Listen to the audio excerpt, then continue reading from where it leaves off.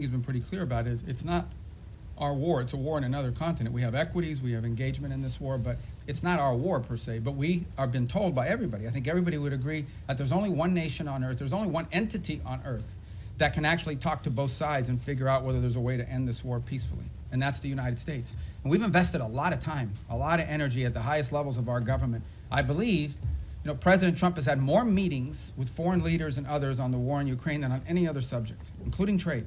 He's invested a lot of time. Steve and Jared have invested time. I've invested time. The Vice President, the Secretary of War, others, Secretary of Treasury, and more have invested a tremendous amount of time and energy in this. And what we're trying to figure out here is what can Ukraine live with and what can Russia live with, sort of identify what both sides' positions are and see if we can sort of drive them towards each other to some agreement.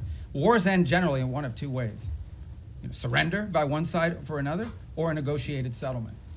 We don't see surrender anytime in the near future by either side, and so only a negotiated settlement gives us the opportunity to end this war.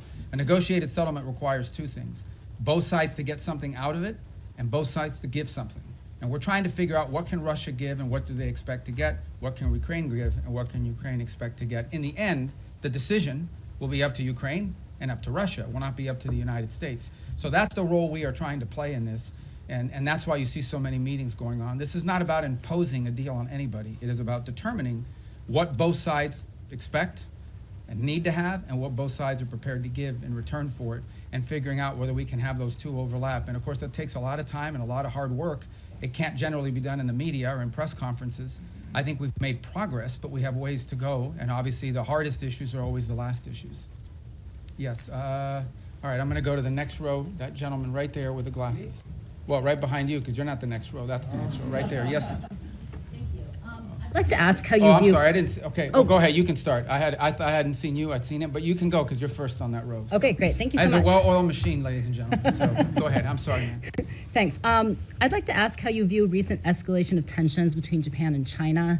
You've been known for your tough rhetoric towards China over the years. Do you condemn China's recent provocative actions against Japan? Yeah, no, I think I've been nice to China, in terms of the work we have to do with them. And I had another job. My job now is I represent the President of the United States and the United States in foreign diplomacy. And I think we've made good progress with the Chinese. The Japanese are a very close ally of the United States. I think these tensions are pre-existing.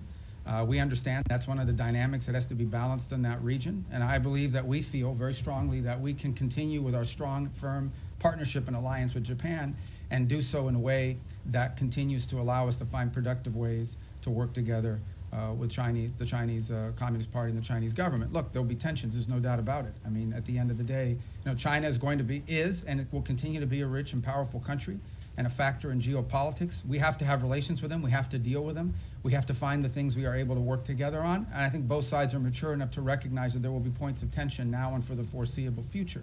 Our job as part of responsible statecraft is to find opportunities to work together, because I think if there's a global challenge that China and the U.S. can work together on, I think we can solve it. And there'll be points of tension. We well recognize that, and our job is to balance these two things. I think both sides understand that. And I think we can do that without imperiling or in any way undermining our very firm commitment to our partners in the Indo-Pacific. That includes not just Japan, but South Korea, and obviously if you extend further out, I don't want to leave anybody out, but India and Australia and New Zealand and all the other countries. And we also have growing and burgeoning relationships with countries like Vietnam and even Cambodia that we really haven't had very close contacts with historically. But we've talked to them a lot lately, obviously through the context of the conflict going on with Thailand, but also to figure out opportunities to work together strategically. And I say Thailand, of course, we've had a very long and strong strategic alliance with them for many years. All right, now, yes, sir. Thank you. Gracias, señor secretario. Dos puntos concretos en español. Bajo esta lógica hemisférica, ¿han considerado ampliar la presión más allá de Venezuela o Colombia a regímenes como los de Nicaragua o Cuba? Y segundo, esta semana en el Congreso se denunciaba que México está mandando decenas de buques petroleros a Cuba con la preocupación de que eso financia la dictadura. ¿Debería México reconsiderar esta política de asistencia al régimen cubano? I'm going to answer in Spanish if that's okay, guys, and then I'll do it in English as well. And does somebody do closed caption on this? Can they do it? It doesn't matter because I'm going to say the same thing in English. Mira, la amenaza más importante que existe en la región es estos grupos terroristas criminales. Es la amenaza que enfrenta a Colombia, la amenaza que enfrenta al hemisferio entero, pero es la raíz de la violencia en Ecuador, en México, en toda Centroamérica, en todos estos países. Es la amenaza más primordial de la región. Entonces tenemos gobiernos que cooperan en nuestros esfuerzos en contra de eso. Panamá, Costa Rica, Ecuador, El Salvador, la República Dominicana. No dejo a nadie fuera, pero son muchos que cooperan. Tenemos y seguimos teniendo muy buenas relaciones con los equipos de seguridad de Colombia. Entiendo que el presidente de Colombia es una persona inusual, pero encima de eso tenemos, al nivel institucional, tenemos muy buenas relaciones y con México. El gobierno de México está haciendo más en este momento en el tema de seguridad que jamás en su historia. Queda mucho por hacer, pero tenemos cooperación. En el tema de Venezuela no tenemos eso, tenemos un régimen ilegítimo que no simplemente no coopera con Estados Unidos, sino coopera abiertamente con elementos criminales. Por ejemplo, el ELN y la FARC operan abiertamente desde territorio venezolano. Entidades de narcotráfico operan abiertamente y con la cooperación del régimen de Maduro para mandar drogas como cocaína a Estados Unidos a través del Caribe, creando una situación muy grave de seguridad en muchísimos países, inclusive Trinidad, República Dominicana, etc. Así que Estados Unidos lo que simplemente está buscando es la seguridad del hemisferio, que incluye, por ejemplo, Haití también. Y no hemos visto enfocado en eso. Obviamente los esfuerzos en contra de los barcos narcotraficantes saliendo de Venezuela han recibido mucha atención. Lo que no se habla lo suficiente, lo que estamos haciendo también en el mar Pacífico, donde hay esfuerzos andando también. La diferencia es que ahí tenemos la cooperación de gobiernos amigos. Lo que no se está hablando es lo que estamos haciendo junto con los mexicanos. Lo que no se está hablando es lo que estamos haciendo para crear una fuerza de estabilidad antipandilla dentro de Haití. Lo que no se está hablando es toda la cooperación que existen con todos estos gobiernos para llevar a cabo esta guerra en contra de estos elementos terroristas, criminales, que operan abiertamente dentro de nuestra región y que amenazan los estados de esta región. La buena noticia es que este nuevo año nos va a traer más gobiernos en el hemisferio que están dispuestos a cooperar en países como Bolivia, en Chile. Obviamente ya tenemos grandes amistades en lugares como Paraguay y Argentina. Y en fin, la reelección del presidente en Ecuador, la cooperación que existe en muchos países y esperemos poder ampliar esas relaciones con otros países también. Así que el esfuerzo se trata de eso y en eso estamos enfocados. Y obviamente tenemos que determinar cuáles son las fuentes de inseguridad en la región. Y esa fuente, la razón por la cual Venezuela ha recibido tanta atención, es porque Venezuela es un país que no simplemente, es un régimen ilegítimo, que no simplemente no coopera con nosotros, sino abiertamente coopera con elementos criminales y terroristas, incluyendo Hezbollah, Irán y otros. Y obviamente estos grupos narcos cooperan abiertamente desde ahí. You know, the question and it's a question many of you might have as well, is when it comes to the Western Hemisphere, the single most serious threat to the United States from the Western Hemisphere is from transnational terrorist criminal groups, primarily focused on narco trafficking, but they're in all sides businesses as well. So the good news is we have a lot of countries in the region that openly cooperate and work with us to confront these challenges. Mexico, their level of cooperation with us is the highest it's ever been in their history. Throughout Central America, for the most part, except for maybe Nicaragua and to some extent Honduras, we've had great cooperation from Ecuador, from El Salvador, from Ecuador being in South America, but across the Pacific coast where we're also undertaking efforts. Guatemala, Costa Rica, Panama, these are all nations that cooperate with us openly in search of stability in the region. You move to the Caribbean basin, in Trinidad, in Guyana, in Jamaica, in the Dominican Republic, countries that openly cooperate with us. Even Colombia, despite its unusual president, has institutions in that country that work very closely with us, and those ties remain unimpeded and unaffected. So all of this is very positive. There's one place that doesn't cooperate, and it's the illegitimate regime in Venezuela. Not only do they not cooperate with us, they openly cooperate with terrorist and criminal elements. For example, they invite Hezbollah in Iran to operate from their territory. But they also allow the ELN and the FARC dissidents not just to operate from inside of Venezuelan territory, to control Venezuelan territory, unencumbered, unimpeded. On top of that, we know that they are in cahoots with drug trafficking organizations. It's not just that they don't work with us against these organizations. Okay? It's that they openly, cooperate with these guys and allow them to operate. So these guys are, marching in and out, doing whatever they want from Venezuelan territory, and it's a challenge. And so that's why that's received so much attention. But I would urge you to not just focus on that, but also focus on all the other things we're doing in the region, including, for example, standing up this gang suppression force in Haiti, which we were looking for 5,500 forces. We already have pledges of up to 7,500 forces from a variety of countries. We've seen donors step up to fund that effort. That's a very important effort. It all ties together cohesively. But the goal here is to bring security and stability to the hemisphere, to the region we live in, okay, which has not received enough attention. To bring the elements of American power to achieve that, to do it in partnership with as many countries as are willing to work with us in that regard. That's the goal here, and it's comprehensive and involves more than just one place. What makes Venezuela stand out is that the regime there actually cooperates with the terrorists. Yes, sir. In that row right there. Yeah, right there in the middle. The hemisphere, the White House recently put out the national security strategy, essentially reorienting towards the Western Hemisphere. It was How good, is this right? strategy going to, yeah. Well, I was involved So in you it, can right? answer from both hats, I guess, exactly. but how is that strategy going to dictate your relationship with other hemispheric powers like Canada and Mexico? No, I mean, we want to partner with as many people. I mean, they face the same threats that we do. I mean, it's Mexican mayors that are being assassinated in public squares. It's Mexican journalists that are being assassinated. It's parts of Mexico and institutions in Mexico that in some cases are compromised, usually through threat by these elements. They recognize it, which is why they're partnering with us. Of course we want to work with other governments in the region to confront this challenge, and in most cases we have cooperative places. Now, we don't have that from Nicaragua or Cuba, but obviously didn't have it historically from Bolivia. We hope and expect that that will change. And we certainly don't have that from the regime in Venezuela, who actually don't just not cooperate with us, they openly cooperate with narco-trafficking elements that use Venezuela as a transshipment point. Yes, ma'am. Yes, thank you, Mr. Secretary. Today you had the second round of direct negotiations between Lebanon and Israel. Do you foresee a potential deal between these two countries without another round of war? And the second question, if I may, on Sudan. We know, Mr. Secretary, it's a civil war, but also there's a regional factor here. Where the U.S. A regional what, I'm sorry? Factor in this war.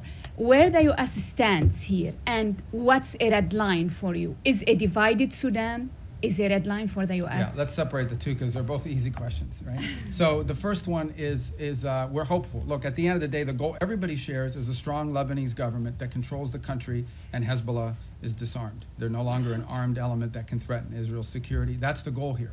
And we have tried to, in a cooperative way, to do everything we can to empower the Lebanese government to have the ability to do that. And so I hope that's what these talks are aimed towards, and we'll be supportive in every way we can to achieve that outcome. What I think is abundantly clear to everybody is no one is in favor of a Hezbollah that can once again threaten the region, act as a direct Iranian proxy, and obviously if they threaten Israel, we're not going to have peace. So we are hopeful that the talks between Lebanese authorities and the Israelis will create outlines and a way forward that prevents further conflict. I think I don't speak for the Israeli government. I can only tell you and echo what they've said publicly, and that is that if they feel threatened by Hezbollah, they will take actions in their defense against them. So we all would hope that we could avoid that, right? We would all hope that in order to have peace, you have to avoid that, and the best way to avoid it is to have a strong Lebanese government that can actually control the country, and that Hezbollah is no longer an armed threat to Israel or to the Lebanese state. And that's what we're committed to hoping to achieve. And we hope that, I can't speculate on what the talks will lead to, but we'll do everything we can to make them productive. On Sudan, you've rightfully outlined, I mean, there are regional elements to this. I mean, there are clearly both sides, you know, the SAF and the RSF have supporters from outside of Sudan's borders that are involved, and we've been engaging with those countries. It's not just countries that are providing them weaponry and equipment, it's also countries that are providing transshipment, particularly to the RSF to receive weapons, in some cases advanced weaponry. Our goal right now in the short term, and what we've emphasized to everybody, including in my calls with leaders in the UAE, leaders in Saudi Arabia, we're very engaged in that. Our special envoy, Massad Boulos, just returned from the region, meeting with the Egyptians, with the Saudis, with the UAE, and others. We've also been in collaboration with the UK on some of this. Our goal, the immediate goal we have, is a cessation of hostilities, okay, a humanitarian truce going into the new year that allows humanitarian organizations to be able to deliver aid to the people in great distress. Right now, that's not possible. We are hearing, continue to see reports of humanitarian convoys actually being struck on their way in. And so you can just imagine what's amazing to us is these convoys are struck and the rest of the convoy continues. That's how committed these groups are. But what we said to everybody on it is that what's happening there is horrifying. It's atrocious. That one day the story of what's actually happened there is going to be known and everyone involved is going to look bad. And we have played the role we have played is a convening role in bringing the parties to the table. So I think we will know more very soon about whether this is possible. One of the challenges and frustrations in Sudan has been that one side or the other will commit to certain things and then they won't live up to those commitments. They'll agree to anything and implement nothing. And oftentimes what happens is when one side feels like they're making advances in the battlefield, they don't necessarily see the need to concede at that point because they believe they're on the verge of achieving some success on the ground and a truce would set them back. But what we've emphasized is none of these groups can operate without the support they're receiving externally. So we have been engaging with the countries involved from the outside to ensure that they are at the table and that they are pushing for the same outcome that we want, which is phase one, a humanitarian truce that at a minimum allows us to deal with the humanitarian calamity that occurs there. And obviously we hope that while that truce is ongoing, we can focus on the other elements that led to this conflict and help to resolve some of those. But our number one priority we're focused on, 99% of our focus is this humanitarian truce and achieving that as soon as possible. And we think that the new year and the upcoming holidays are a great opportunity for both sides to agree to that. And we're really pushing very hard on that regard. Yes, sir. Right there, because I missed Secretario you. Rubio, en español, Sí. si me permite. El presidente Trump ha llamado al presidente Gustavo Petro drug leader y ha usado, digamos, términos Bueno, él también ha dicho cosas a nosotros. Totalmente, Okay, totalmente. Claro, ok. Secretario Rubio, ¿hay alguna prueba o por qué esta administración llama a Gustavo Petro? Quisiera saber por qué esta administración llama a Gustavo Petro un líder del narcotráfico. Y por último, secretario, si usted considera eventualmente ante la invitación que hace Gustavo Petro ahora al presidente Trump o a usted ir a Colombia y conversar con Gustavo Petro. No, nosotros Gracias. conversamos con cualquiera. Desafortunadamente es una persona que no es muy estable en su pronunciamiento. Pero no vamos a permitir que la actuación de un presidente que al fin su término termina pronto vaya a dañar la relación que existe entre Estados Unidos y Colombia, una relación muy cerca, una relación que se ha establecido a través de los últimos 50 años, una relación importante comercial, diplomática, militar, de seguridad, uno de los grandes socios y aliados que tenemos en la región. Y lo que queremos, no vamos a permitir que cualquier tipo de problema que existan con un individuo vaya a hacerle daño a esta relación tan importante. Esperemos que en el futuro exista la oportunidad de tener más cooperación a los niveles más altos del gobierno colombiano, pero no vamos tampoco a dañar, o no queremos dañar, a todas las relaciones que tenemos y los enlaces que tenemos, incluso con individuos en el cuerpo legislativo y también con oficiales electos al nivel local, muchísimos alcaldes y de diferentes lugares dentro de Colombia que también tienen muy buena relación con Estados Unidos y la amplia y estrecha relación que existe entre nuestros pueblos también. The question is again by Colombia. I said, look, we're not going to let sort of the pronouncements of an unstable individual over there to impact. We don't want to let it impact our broader relationship with Colombia. It's an important relationship, an important alliance. It extends through commercial, people to people, cultural, obviously security and stability, all of these things. And our job is to try to the extent possible, maintain those strong ties between Colombia and the United States and not allow them to be imperiled by the pronouncements of one person. We would hope to see a day soon in which we have better relations with the leader of that country, but we're not going to let the fact that doesn't exist now, we're going to do everything possible to not let that impact the relationships we have with the people of Colombia, with the nation, with their economy, with their security forces, which are very important. This is a very important alliance, a very important strategic partnership, which we've built up through a lot of hard work over decades. We're not going to let that fall apart because of one person. If that changes and he changes, that would be great. And obviously, in May there'll be a new president there, and there'll be elections, and we'll work hopefully more cooperatively with whoever replaces the current president. But that's up to the people of Colombia. Did I not get your question? Go ahead. Thank you. Returning to Gaza, what is the U.S. understanding of what Hamas is willing to concede on disarmament?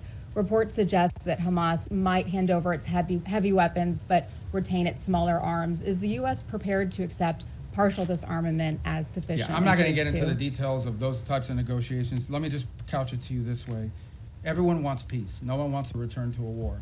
If Hamas is ever in a position in the future that they can threaten or attack Israel, you're not going to have peace. Okay? You're not going to convince anyone to invest money in Gaza if they believe another war is going to happen in 2 to 3 years.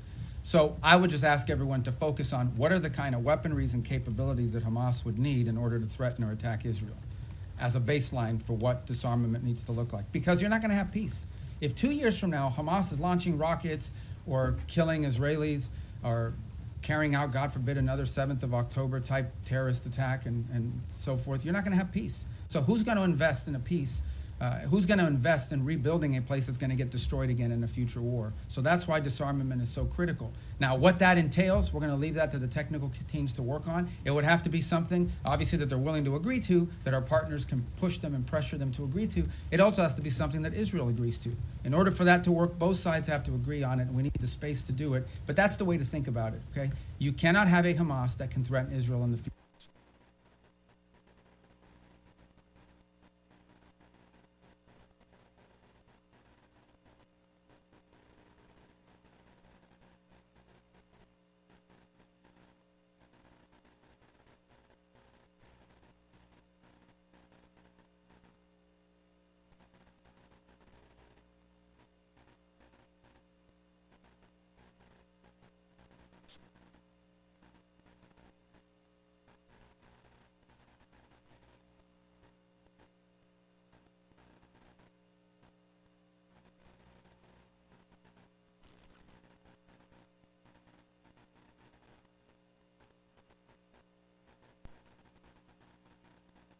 Future. If they can, you won't have peace. So that's the goal. All right. Who's left in there? The president's been focused on. And that's what we're conducting. And that's what we have been focused on the entire time. Because that is the threat to the national interest of the United States. Now, do we consider Maduro legitimate? No. And by the way, guys, when I say these things about Maduro and his role in narco trafficking, I hear his reports. Marco Rubio says it. It's not me. A grand jury in New York, in the Southern District of New York, okay, a grand jury in the Southern District of New York was presented evidence and came back with an indictment, not just against Maduro, by the way, but against a bunch of people in his government for narco trafficking. A bunch. He had, his nephews or the nephews of his wife indicted, convicted in the United States for narco trafficking. Like, this was, until President Trump started doing something about these narco trafficking links, nobody disputed that Maduro and his regime was in cahoots with narco traffickers. Not to mention the fact that they unleashed Trinidad gangs on the United States. They've unleashed, a mass migration event, perhaps the largest in history. 8 million people have left Venezuela since 2014. So also destabilizing all the countries in the region who've had to assume people that are fleeing this illegitimate regime. So, but nobody disputed the drug links. So that's what the president's been focused on, and that's the problem. And that's the problem in Venezuela. En el caso de Venezuela es muy simple.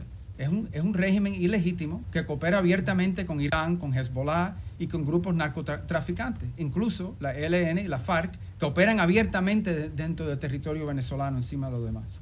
Entonces, la amenaza que enfrenta los Estados Unidos es eso, que tenemos un régimen ilegítimo que coopera abiertamente con elementos terroristas, y por eso consideramos el régimen de Maduro un régimen terrorista, cooperan abiertamente con elementos terroristas que amenazan la seguridad de Estados Unidos. Punto. Ese es nuestro interés y en eso estamos enfocados. Okay, next row right there. Yeah. With all due respect for my colleagues, I'm going to ask this one in Spanish. Okay. Señor secretario, usted acaba de decir que no espera o que no es la intención de Estados Unidos que las diferencias con el presidente Gustavo Petro generen afectaciones para la relación con Colombia. Pero la verdad es que sí las han generado. Colombia fue desertificada, el presidente Donald Trump ordenó suspensión de recursos de cooperación para nuestro país y ya se están viendo consecuencias en materia de seguridad en Colombia. Nada más anoche asesinaron a 6 soldados colombianos, el ELN, con un atentado terrorista. Y la gran pregunta en Colombia hoy es ¿qué va a pasar el próximo año si Colombia elige un presidente de izquierda? Si las relaciones de Estados Unidos, las buenas relaciones con Colombia y el respaldo de Estados Unidos va a depender de que el pueblo colombiano elija un presidente que sea visto con buenos ojos por parte de esta administración. No, pero que esto no se trata de izquierda ni derecha. Esto se trata de una persona que simplemente no coopera con nosotros en estos esfuerzos. De eso se trata. Al final del día, el pueblo colombiano va a escoger el próximo presidente. Es una democracia, tienen elecciones, esperemos que se cumplan todos los requisitos. Tienen una larga historia de cumplir los requisitos democráticos. Aquí no estamos diciendo que Petro no fue electo democráticamente, aquí nadie dice que no fue así. Pero en fin, esto no se trata de izquierda ni derecha, se trata de tener en poder un presidente que coopera con nosotros. Obviamente, sin duda, la postura que era tomada en contra de Estados Unidos ha afectado a nuestra relación, no hay duda de eso ninguna. Estamos tratando de limitar eso lo más posible, pero también tenemos intereses que tenemos que proteger. Y tampoco podemos pretender, cuando tienes un presidente diciéndole a los elementos de seguridad que no cooperen con Estados Unidos, eso no lo podemos ignorar. Pero por otra parte entendemos que tenemos dentro del sistema colombiano, incluso al nivel legislativo, en el Congreso, en el Senado, también alcaldes y otros líderes políticos de ese país que sí quieren buenas relaciones con Estados Unidos, y incluso líderes que no son de derecha, que son de izquierda, pero que entienden la importancia de esa relación. Pero esto no se trata de ni izquierda ni derecha, se trata que si va a cooperar con Estados Unidos o no. Tenemos una larga historial de cooperar con Colombia, que fue un ejemplo y un modelo para la región, y ahora tenemos algo un poco menos, que es lamentable. Ojalá que eso cambie. The question was about whether the U.S. relations to Colombia is dependent on whether they elect a leader that's center-right or center-left. It has nothing to do with left or right. It has to do very simply with whether or not we have a leader there that we can work with. The U.S.-Colombian relationship, especially our security relationship, but also our economic one with a free trade agreement, is a model. It was a model for the region. We tried to replicate that. Everybody would use Plan Colombia as an example of what you need to do in these other places. And we want to continue that. Now, no doubt, when you have the president of a country saying some of the things and ordering some of the things that he's ordered, it's going to have an impact on some of that relationship. Our job is to try to preserve and protect as much of that relationship as possible, but it will be impacted. But it doesn't matter whether the next president is center-right or center-left. That's not the issue. The issue is whether the next president is someone who's going to, once again, cooperate with the United States and restart these relations. That's what we seek. And if President Petro changes in his stance, perhaps that could change as well. But if he doesn't, obviously, it'll be up to the people of Colombia to elect their next president. Yes, ma'am, right there in the middle. I don't want you guys to think I'm only picking the Spanish ones, okay? I actually don't know who any, well, there's a list here, but I can't even read it without these glasses. All right, go ahead, I'm sorry. Perdón. Secretario Rubio, usted lleva años denunciando el régimen de Nicolás Maduro y estuvo, entiendo, hace poco en una conversación telefónica donde hablaron el presidente Trump y Nicolás Maduro. Quisiera preguntarle cómo sintió a Nicolás Maduro en esa conversación, usted que lo conoce desde hace años, pues su comportamiento, si siente que está acorralado como reportan los medios, si está abierto a irse a otro país a cambio de un indulto, si ustedes estarían pensando en reunirse con él. ¿Cómo fue esa conversación? O sea, ¿qué nos puede contar de el efecto que está teniendo sobre la presión? Yo no voy a comentar sobre ninguna conversación del presidente Trump con cualquiera del mundo, si existió o no existió. Yo no voy a comentar sobre eso. Voy a repetir lo que he dicho ya. Esto se trata de algo muy simple. Y esto se trata de los intereses nacionales de Estados Unidos. Y hay una amenaza regional que existe. Y en el caso de Venezuela no tenemos cooperación. Para empezar, que es un régimen ilegítimo. Segundo, que es un régimen que no coopera, es antiamericano en todos sus pronunciamientos y actuaciones. Y tercero, es un régimen que no solamente no coopera con nosotros, sino abiertamente coopera con elementos peligrosos, terroristas y criminales. Incluso ellos mismos lo son. Entonces es difícil llegar a un acuerdo con terroristas que están abiertamente cooperando con estos elementos peligrosos que amenazan la seguridad de Estados Unidos.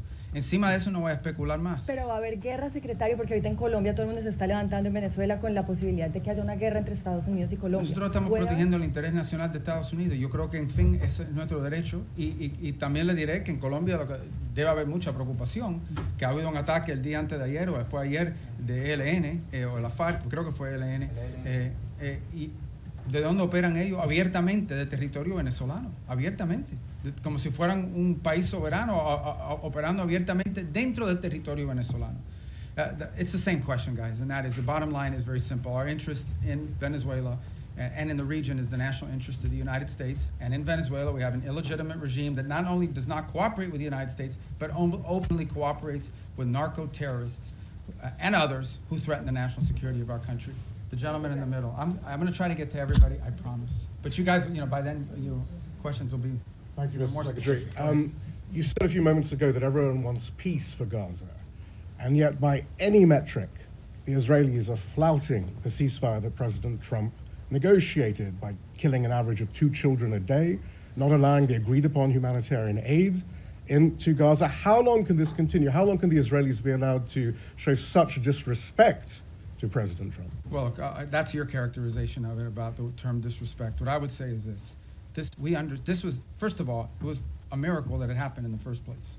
We all understand how difficult it was for that to come to the conclusion that it did, where the bombing and everything else, the scale and scope of what we saw ended, all the hostages were released, and we have relative peace right now for the most part, despite the things you're pointing to. That was very difficult. But this is not easy. Peace is a verb. It's not. It's an action. It's not a sentiment. Every single day will bring challenges. Every single day. We also have had instances, for example, over the last couple of weeks, where Hamas elements emerged from a tunnel, attached an explosive device to the side of a vehicle, and injured and almost killed Israeli soldiers. We still have this threat. We still have and see every single day Hamas openly taking steps to strengthen themselves within inside of those places in Gaza that they still control. We saw early on the atrocities they were committing in the streets against people as they were trying to show people how strong they were. So I don't think I'm standing here to tell you this is going to be easy. This is an hour-by-hour, day-by-day challenge. It's one of the reasons why we have stood up this center there in operating in Israel, in partnership as well with another cell that exists in a regional country. It's why every single day there are meetings among both intelligence, diplomatic, and military officials of multiple countries that help bring about this deal to manage this. And that's why it is so critical.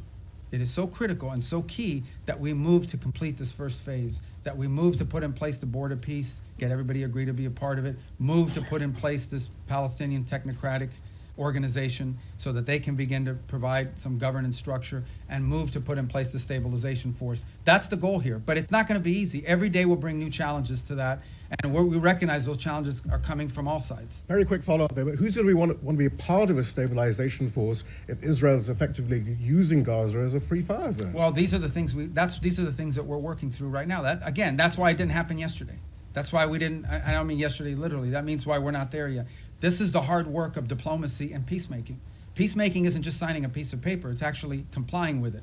And compliance oftentimes requires, in many cases, in most cases, requires daily, constant follow-up and nurturing. So that is why we are in such a hurry, and I say as a priority, to get to this point where we have the stabilization force in place, overseen by the Board of Peace, and ultimately a Palestinian technocratic entity that can increase in its capability to provide governance. The stronger they are, the weaker Hamas will be in terms of threatening Israel. And I think the more security Israel should feel and the less need for some of these things to happen. But no one's claiming this is going to be easy. We have to work on this every single day. We have people in this building and deployed abroad. This is all they do. 24 hours a day, day after day, elements of the State Department, the Department of War, and all other agencies, including Jared and Steve, and even myself, who talk or do something about. There isn't a day in the last, since this was signed 2 months ago, that I haven't had to do something with regards to making progress on the phases of this ceasefire. Yes, ma'am. Right next. Thank you, Mr. Secretary. I'm sorry.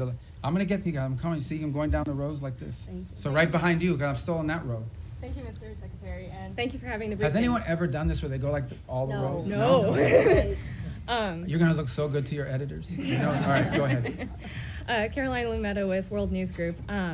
Several faith-based organizations have been calling on the administration to reopen the U.S. refugee admissions program, particularly for religious minorities facing persecution. That includes Afghanistan, Syria, Iran.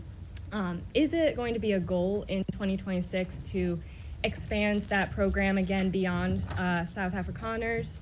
Yeah, so here's the problem, okay? In the last 4 years, we had a flood of people enter this country through a variety of means. So that's what we confronted. We have to stop that, and we did. We've been successful. You see the border secured, the number of illegal entries has completely collapsed. And now we're facing a second challenge, and that is we've admitted a lot of people into the United States. And perhaps the overwhelming majority of them are not bad people and so forth. This is all true. But there are people, we know, okay, for a fact, that there are people in this country who got in through some form of vetting that was wholly insufficient. And we've seen tragic evidence of that very recently, including people that we claim to have vetted. So, why does that happen?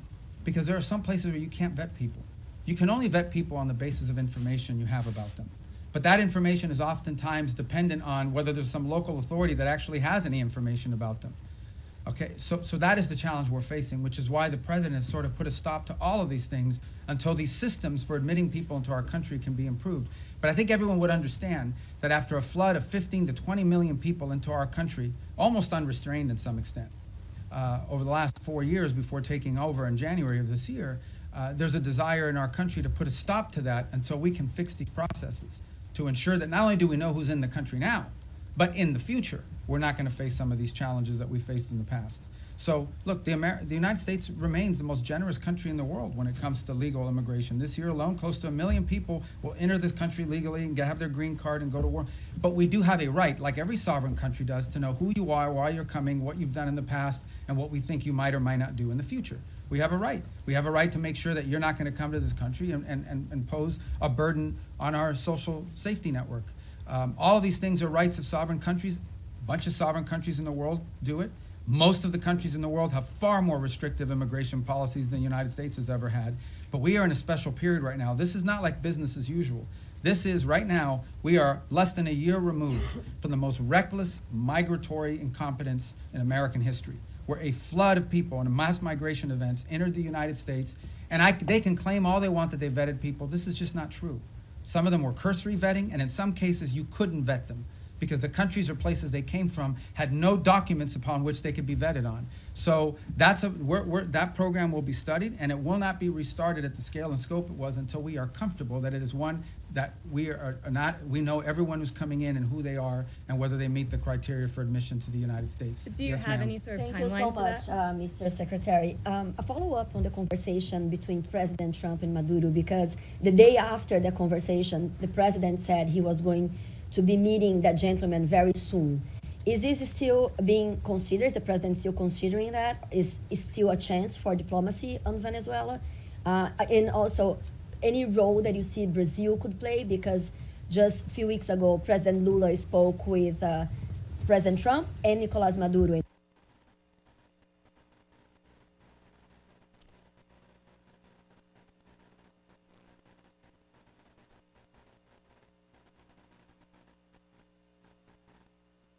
He offered to help to mediate. To you on what comes next in that regard. I have no reason to express skepticism or optimism about it. I'm just not going to comment on what the president has available to him as options across the range of options. I'm just not going to comment on what the president has available to him as options across the range of options that include diplomatic options. And how about the conversation with Lula? I mean, I think he said to us what he has said publicly, and that he has a willing to play a positive role in that regard. You know, the president's had 2 phone conversations and 1 meeting with President Lula. I think we've made progress on some things, including on trade. We have more work to be done. The 2 presidents got along. We felt that was important in terms of those conversations. I've talked to Mauro, their foreign minister, on it, including this earlier this week. And we have a lot of issues in common with Brazil that we'd like to work together on, and strong links. Being from Florida, as an example, I know how important Brazil has been to us as a partner. We've had some disagreements on a couple things over the years as well, but I feel like that relationship is on a positive trajectory. But as far as its role in Venezuela, I don't have anything to provide you on that today of any specificity. Just a quick sir. follow-up on the tariffs, political tariffs. No, on I got to Brazil. get to him. Okay. Thank you, Mr. Secretary, and thank you very much for doing this. On phase 2 in Gaza, when is the soonest that we could see that being implemented? And then separately, you said at the top that you want the US to play the role of mediator that brings about the avoidance of war and ending conflicts. How do you square that position with a possible military intervention in Venezuela? Thank you. Well, first of all, a couple things. Wanting to pursue peace and secure peace does not necessarily come at the expense of your national interest. We reserve the right and retain the option of defending our national interest. Now, in the case, again, we're going to talk about Venezuela. Let's be clear. Maduro has made multiple deals with elements around the world, including with the Biden administration. Okay, Maduro made a deal with the Biden administration, and here's the deal he made. And I only say this to you not because we want to get back to that deal, but just as an example of why the guy cannot be trusted to keep deals. It's a problem. Okay, somebody breaks deals multiple times. You have a right to be skeptical they're ever going to keep the deal. He made a deal, and as part of that deal, they lifted sanctions. They released his 2 nephews from federal custody after their conviction. They sent back his bagman, Alex Saab, and all these sorts of things. He released political prisoners, and he promised to have free and fair elections. He didn't have free and fair elections. He rearrested or exiled most of those political prisoners, so he pocketed all the benefits and lived to none of those commitments. So, look, it's hard to have and do a deal with someone who never keeps a deal. Now, on the broader perspective of what you're asking about, let's be mature here. Yes, there are issues where we want to pursue peace if that is possible, but we also have our national interest. If our we're not going to reach a peace deal with narco-trafficking bans. We're not. We can't reach a peace deal with MS-13. We can't reach a peace deal with Tren de Aragua. We can't reach a peace deal with the ELN or the FARC that are still pumping drugs into the United States or any of their cartels in Mexico. You can't do a peace deal with these people any more than you can do a peace deal with the mafia. So I think it's important to understand that's different between warring factions and nation states around the world where we feel like maybe we could act as a bridge to bringing about the differences. But when you're talking about things that directly implicate the national interest of the United States, and no one can argue that transnational criminality and terrorism in our hemisphere is not a threat to the national interest of the United States, we have to use, we reserve the right and have the right to utilize every element of national power to defend the national interest of the United States. And no one can dispute that. And every country in the world reserves the same option. We just simply have more power than some of them do. And phase 2 Gaza? Oh, phase 2 Gaza, yeah. I mean, we got to complete phase 1 to get to phase 2. That's why we're working every day to get there. Look, guys, if this stuff was easy, it would have been done already a long time ago. This is a complex situation. No one would dispute it, but it's important. What we achieved already, what the president achieved ending that war already was something no one thought was possible. Everyone thought that the last episode was going to be an Israeli incursion into Gaza City that would lead to massive loss of life and the hostages would never be reunited with their families. And today, as we speak, all the hostages that were living are back, all but I believe one of the bodies has been returned.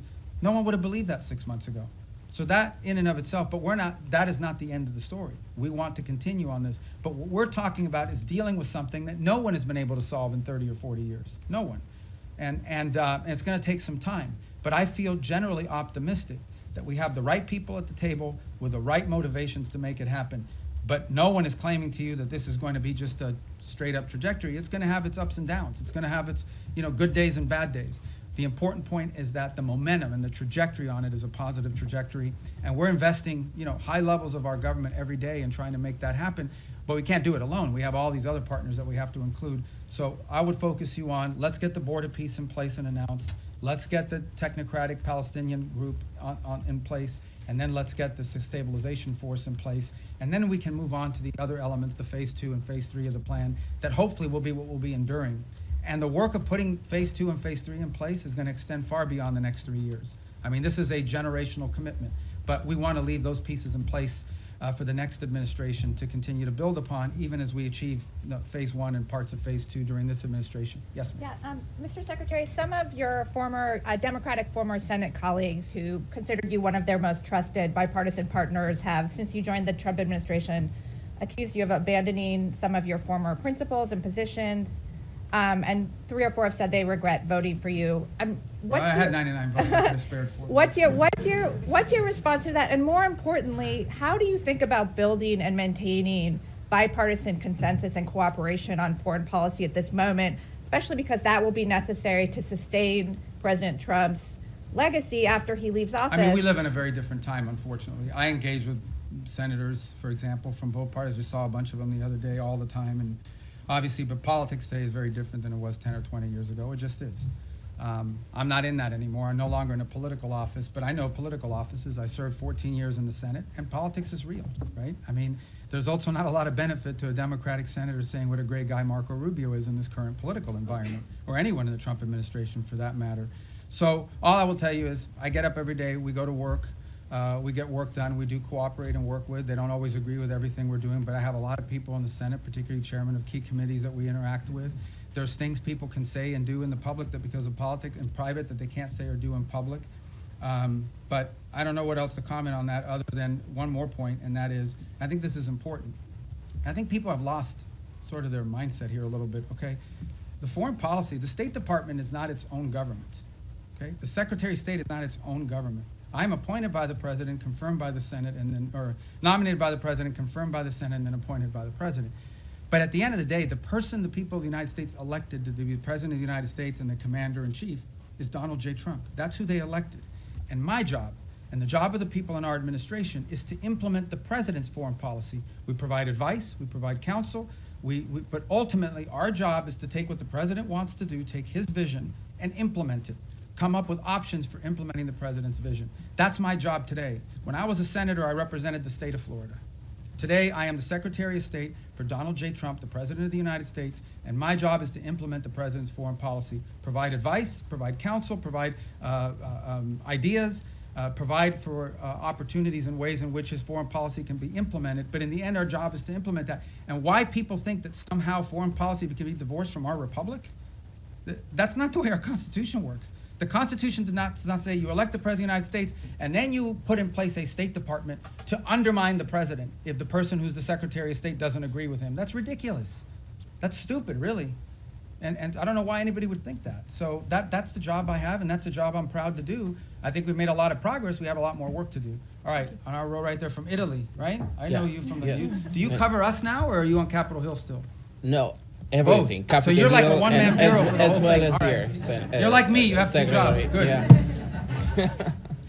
All right. Thank you, Mr. Secretary. So the United States, on one hand, are mediating with Russia to end the war in Ukraine, but on the other hand, the Russian foreign minister yesterday or the day before said it would be a fatal mistake from the U.S. To block the oil tanks from Venezuela and trying to overthrow the Maduro regime. So what kind of what's the assess that you're doing, and are there any safeguards in place to avoid escalation with Russia? And then I have another question about the Hezbollah, sir. Yeah, we're not concerned about an escalation with Russia with regards to Venezuela. I mean, we've always expected them to provide rhetorical support for the Maduro regime. I think they have their hands full in Ukraine. And if he's watching, Sergey, Merry Christmas. And but at the end of the day, I expected them to say what they were going to say. The rhetorical support, we understand what that's at. It's not a factor in how we consider this whole thing. And then, if I may, about the Hezbollah, I know you already answered, but I wanted to ask you if the US administration is considering a broader military support involving also potential Arab partners, not only in providing weapons, but also going into the field to disarm the Hezbollah if the diplomatic talks will fail. Well, I've not heard anyone sort of suggest that at the level of detail that you've talked about. I think regionally, for example, if you talk to the Syrian authorities, they're very concerned about Hezbollah. I think most of the countries in the Gulf region view Hezbollah as an agent of Iranian influence and Iranian action. But as far as what you're discussing, which is sort of a coalition of armed units going into Lebanon to disarm Hezbollah, I've not heard that proposed by anybody. Perhaps you have, but I haven't, and that's not certainly something we've been... Senator Graham okay. was talking about this one at the of my former Congress. colleagues, yeah. Well, you should ask Lindsey about how he's going to put that together, because, but we just haven't heard it. I'm not saying you may not hear that one day in the future, but I think what is clear, and I think maybe perhaps what Lindsey is speaking to, is that it is clear that if you talk to leaders in the region in all these countries, they all have the same goal, perhaps not, which is to ensure that Hezbollah can no longer play the role that they've played in the past, not just threatening Israel, but being an agent, an open agent, really a proxy of Iranian influence in the region. Thank you. Next. I didn't get to you. Oh, I'm in the new row. Okay, go ahead. Okay, thank you so much, sir. You have previously said in the past that you and the administration are committed to fixing the backlog of visas for foreign-born priests and other religious workers, whether that be through the Religious Workforce Act, or through maybe a standalone process. Is there any update you can give on the status of that and what's being done to I think we'll have hopefully more to fix this announce issue? on that early next month. Yeah, early next month. Okay. We've worked closely with a lot of the religious authorities to do that. Obviously, depending on the denomination, we're not discriminating in favor of one versus another. Mhm. Some denominations are more professionalized in terms of what they're able to provide us with and sort of information versus others. Some of it depends the country they're coming from, because, we have to be careful not to be waiving, we have country-specific requirements depending on the country they're coming from. But I think we have a good plan in place to put that into effect. And I know we've worked with a number of denominations in that process. Obviously, one of the big users of that system is the Catholic Church in the U.S., and so we've worked with the Conference of Bishops. And I think we're going to get to a good place. We don't have it ready yet. All this takes time to put together, but we're moving quickly, and I think we'll have something positive about that at some point next month, hopefully in the early part of next month. Thank you yes, so much. sir. Thanks, Mr. Secretary. White House Chief of Staff Susie Wiles said that the U.S. would need congressional approval to conduct ground strikes in Venezuela. Do you share that view? And on your response today on regime change, Wiles already acknowledged that the point of those strikes was to pressure Maduro, i.e. have him leave. Why not just acknowledge that this is a regime change? Do you have the quote she said? That this is no, but do you have the quote? To cry uncle. Yeah, so, the quote. so cry uncle, all right? I guess in Spanish you would have to say tío. But I think, I don't know how that, you can interpret any way you want. But at the end of the day, it is clear that the current status quo with the Venezuelan regime is intolerable for the United States. The status quo, that they operate and cooperate with terrorist organizations against the national interest of the United States. Not just cooperate, but partner with and participate in activities that threaten the national interest of the United States. So yes, our goal is to change that dynamic. And that's why the president's doing what he's doing. Change that dynamic by ensuring that no one wants to get on drug boats anymore. You know, people were just going out there, you know, openly without any fear of the reaper. And now I think people understand, like, it's not a good idea. By the way, we haven't had a strike in the Caribbean basin in almost 5 weeks. Do you know why? It's not because we stopped looking. It's because no one wants to get on a boat anymore and do that. So it's been effective at cutting that down. Now there's been strikes in the Pacific. So the bottom line is that, sure, our goal is to, I mean, what's the point of doing something else? But the change, people want to focus on regime this and this and that. The goal here is very simple. The national interest of the United States. The President of the United States was elected to protect the American people, to protect America. That's what he was elected to do. It's one of his fundamental promises that Donald J. Trump made when he was elected President of the United States is, I am going to protect this country. Protect us from what? From the threat of terrorism, from threats to our economy, and from threats the drug organizations and the terrorist organizations pose against the United States. And if you are an ally, a friend, a partner, or cooperate or participate in activities that threaten the United States, you're going to have a problem with President Trump. I think the only shocking thing here is that a lot of people say that. People run all the time for office. I'm going to take on the cartels. I'm going to do this. He's actually doing it. He's not doing anything he didn't say he was not going to do during this campaign. He said he was going to go after the cartels. And now he's going after the cartels, and everybody's shocked. Don't be shocked. This is a man who was elected president because he says and then he does. He doesn't just say and then forget about it. In congressional approval on land strikes, do you think that the United States does need to go to Congress in order to conduct land strikes in Venezuela? Well, look, I'm not going to speculate about things that you know haven't happened and may never happen. I'm not going to speculate on that. All I'm going to tell you is that two things. And I remind Congress all the time. By the way, I was very consistent on this position because it was my position when I was in the Senate. Number one, no administration, Republican or Democrat, has ever accepted the War Powers Act as being constitutional. That said, multiple administrations, including this one, have sought congressional approval and or certainly congressional notification of actions taken. Why? Because American action is always strongest when it has the buy-in and the participation of a broad set of actors. Now, given our current political climate, that's not always easy because we do have people today in politics that are against everything that President Trump is for. It doesn't matter what it is. It doesn't matter if they themselves had the same position. If it's President Trump's idea, they're against it reflexively, okay? That's the nature of the current climate in our politics. But I can tell you that to this point, nothing has happened that requires us to notify Congress or get congressional approval or cross the threshold into war. We have very strong legal opinions.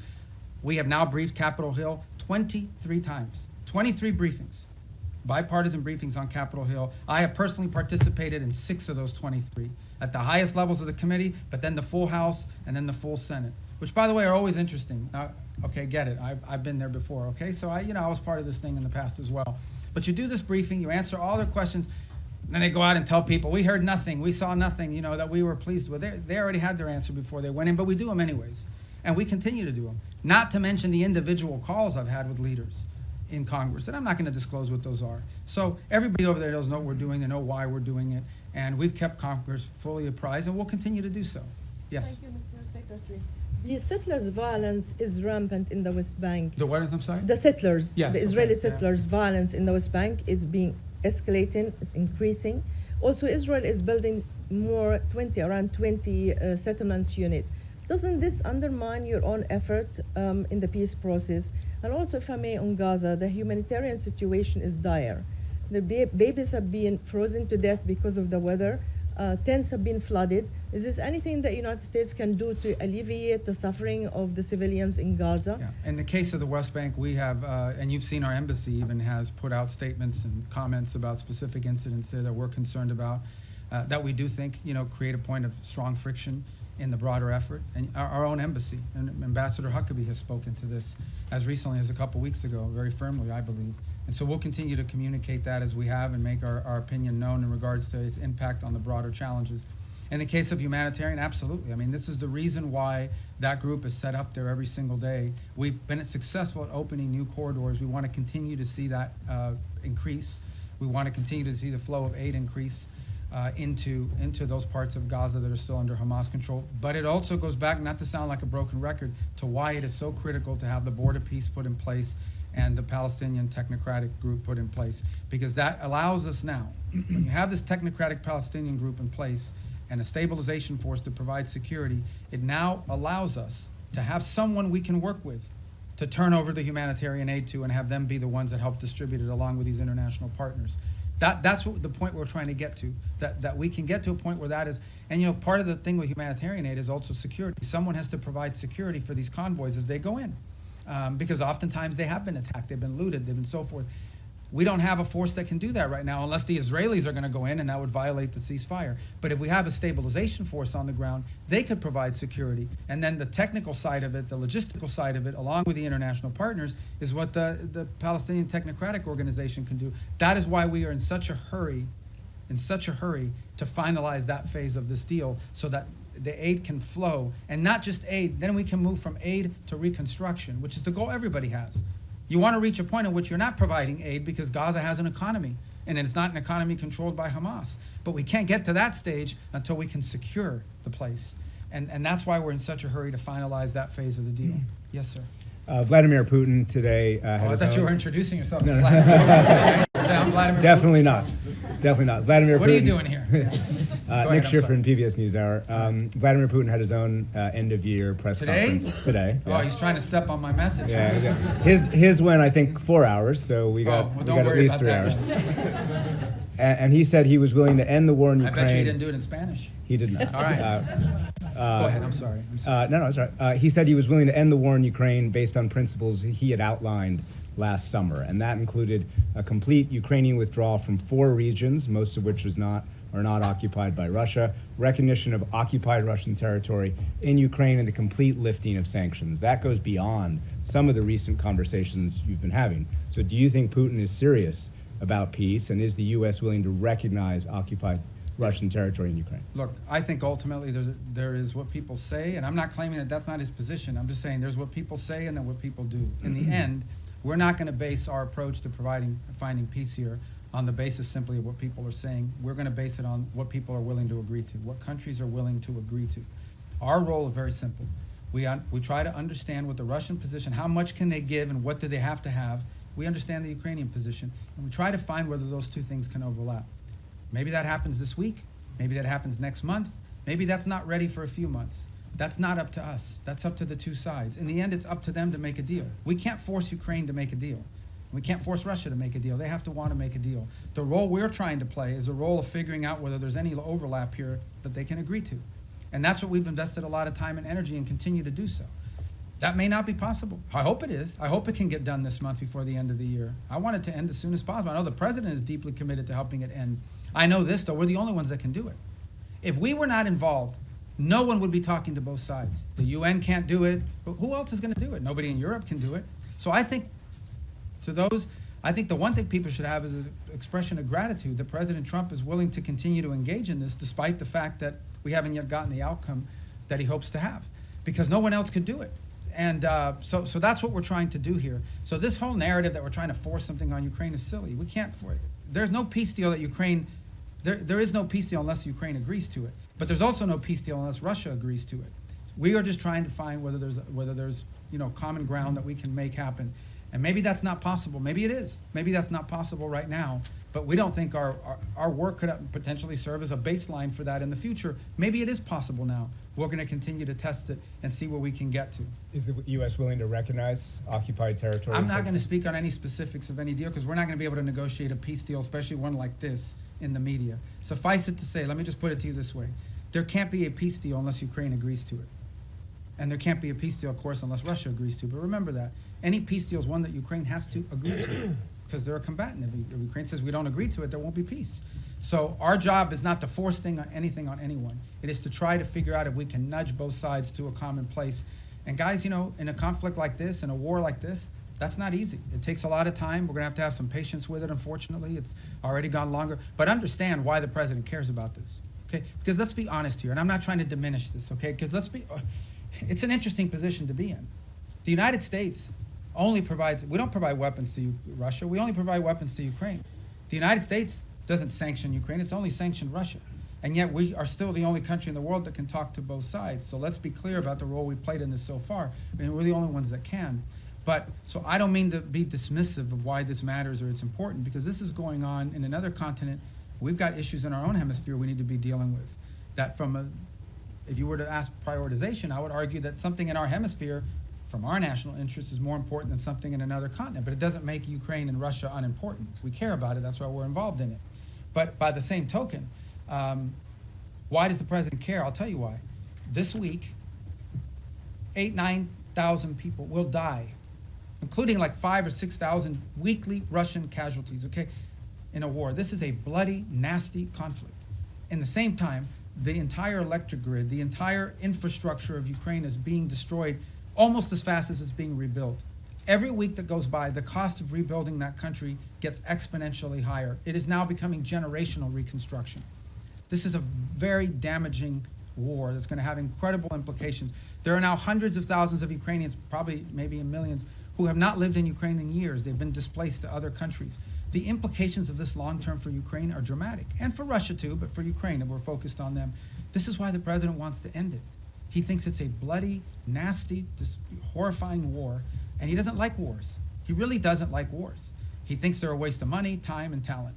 And he wants this one to end. And we're doing everything we can to end it. And it may or may not be possible, but we're certainly going to keep trying. Yes, sir. Thank you. I promise you we're going to go through here. I promise. Do you have a deadline or something? I know, but let me get to the roads, because if not, if I break up the road thing, you're going to screw up the whole plan I have for today. Go ahead. Thanks, Mr. Secretary. If I can turn internally for a moment, a recent survey by the American Foreign Service Association found strikingly low morale among career diplomats in the U.S., some of whom reported that they feel like they can't freely express their opinions, that their candidate input is not welcome, and many of them are saying that they're actually thinking about career changes. I know you talked at the top about how change can be disruptive, but I wonder, how much does this concern you? Do you possibly see this as a feature, not a bug, or would you be happy to see people leave so that you can bring in a new crop of people? And then just briefly on your own role, you have 2 jobs right now. Your travel schedule seems a bit lighter than your recent predecessors. You didn't attend the last NATO foreign ministers gathering and had your deputy go. Are you fully performing the job of Secretary of State? Are you more of a national security advisor than a Secretary of State? Can you talk about that? Well, first of all, on the travel schedule, we have a lot of leaders keep coming here too. So you talk about NATO, great example on NATO. I already went to a NATO meeting this year of all the foreign ministers. Then I went to the leaders meeting, which not all the foreign ministers were at. And then on top of that, that week is the week we had Rwanda and the DRC coming to the United States on a deal that I was working in. So as far as the travel schedule is concerned, we have a lot of leaders constantly coming here. We have leader meetings every single week for the most part up until last week. So there's a lot of work to be done. On the Foreign Service, we have very talented people here. I saw that report somewhere. That's from the union. It's from a union survey.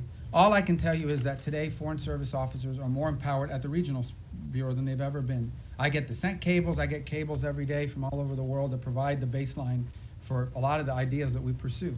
There isn't a week that goes by that I don't send back 2 or 3 cables with notes about, let's turn this into a policy proposal. We are changing this place so that it is our missions in the field that are not just driving directives from the top down, but also ideas from the bottom up. And I'm very proud of that, and I think that's going to lead and pay huge dividends for future secretaries of state long after I'm gone. So, yes, sir. Thank you, Secretary. Human rights organizations report that 2025 has seen the highest number of executions in the Islamic Republic of Iran in over 2 decades. What specific new measures is the State Department taking to ensure that human rights abuses, specifically this surge of state-sanctioned execution, do not become a secondary priority in your dealings with Tehran? Well, ultimately, look, we have very deep systemic disagreements with the regime in Iran, and it's part of one of, if not the most sanctioned country in the world, one of the most sanctioned countries in the world. There isn't a week that goes by, or at least 2-3 times a month, I'm authorizing some new sanction on some new entity related to Iran. I don't think anyone could argue that this administration has been friendly towards them. So we continue to feature these things because it tells us about who they are. In the case of some of these executions that you're talking about, some of them, by the way, were in the aftermath of the war with Israel, where they went through and have jailed people and accused people of being, informants and spies and things of that nature. But we're under no illusion, and every year we put out a report that outlines this, and we've been pretty consistent in our messaging. Our problem with the Iranian regime isn't simply, obviously it's predominantly their desire to acquire nuclear weapons, their sponsorship of terrorism, but it's ultimately the treatment of their own people. I said it in my hearing a year ago in the Senate, I say it now, I know of no nation on earth where there is such a difference between a regime that governs the country and the people who live there every single day. That regime is not reflective of the people who live in Iran, who are the inheritors of a proud and long cultural legacy and a proud history. And then you've got a clerical radical regime that has driven and taken the wealth of that country and used it not to enrich secure their people and their future, not to make sure they have enough water and electricity. They've used their money to sponsor terrorist organizations all over the world. That's what they've used their money for. So we're going to continue to consistently point that out. Secretary, second. I'm sorry, I got to go because I'm getting everybody today. Regarding Europe, you said that Europe was not going to be able to mediate between Russia and Ukraine. There's been some disengagement. There's some push within the European Union to either not comply with the increase in defense spending that the United States has been promoting, or also some European countries like Spain promoting closer ties to China, or going to China, or inviting more investment from China, or even Chinese technology in critical infrastructure. Are you concerned at all about this path? And no, the countries made a commitment in NATO at a meeting I was at, where they made the 5% pledge, which is a dramatic and historic pledge, with the exception of Spain, of course, who didn't make that pledge. And we've had no indication from any of the countries that agreed to that they're not going to do it, because it's in their own interest. It's in their own interest. Bottom line is, increasing their defense capacity is in their interest because it's their defense. As far as opening up to China, look, one of the biggest problems Europe faces is they're being flooded with cheap Chinese goods, including Chinese cars. They're being flooded. Their own industrial base is under attack by unfair Chinese practices economically. So, I don't know about the rhetoric you're pointing to or the examples, but that's a threat that Europe faces, and they need a rebalancing as well. They're also, like we are, experiencing disruptions to supply chains and things at the economic realm that are very problematic and dangerous for national security.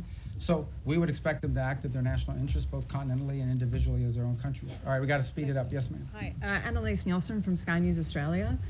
In your national security strategy, you've warned Europe about civilizational erasure. When you've been watching what's been happening in Australia with the rise of anti-Semitism and our government's response to the Bondi massacre, our Prime Minister's dodged direct questions on Islamic extremism, but then unprompted evoked right-wing extremism as a threat. Do you have any message to Australia about civilizational erasure, and why is America watching? Look, I just think it's very simple, and that is that any mass migration is highly disruptive to any country.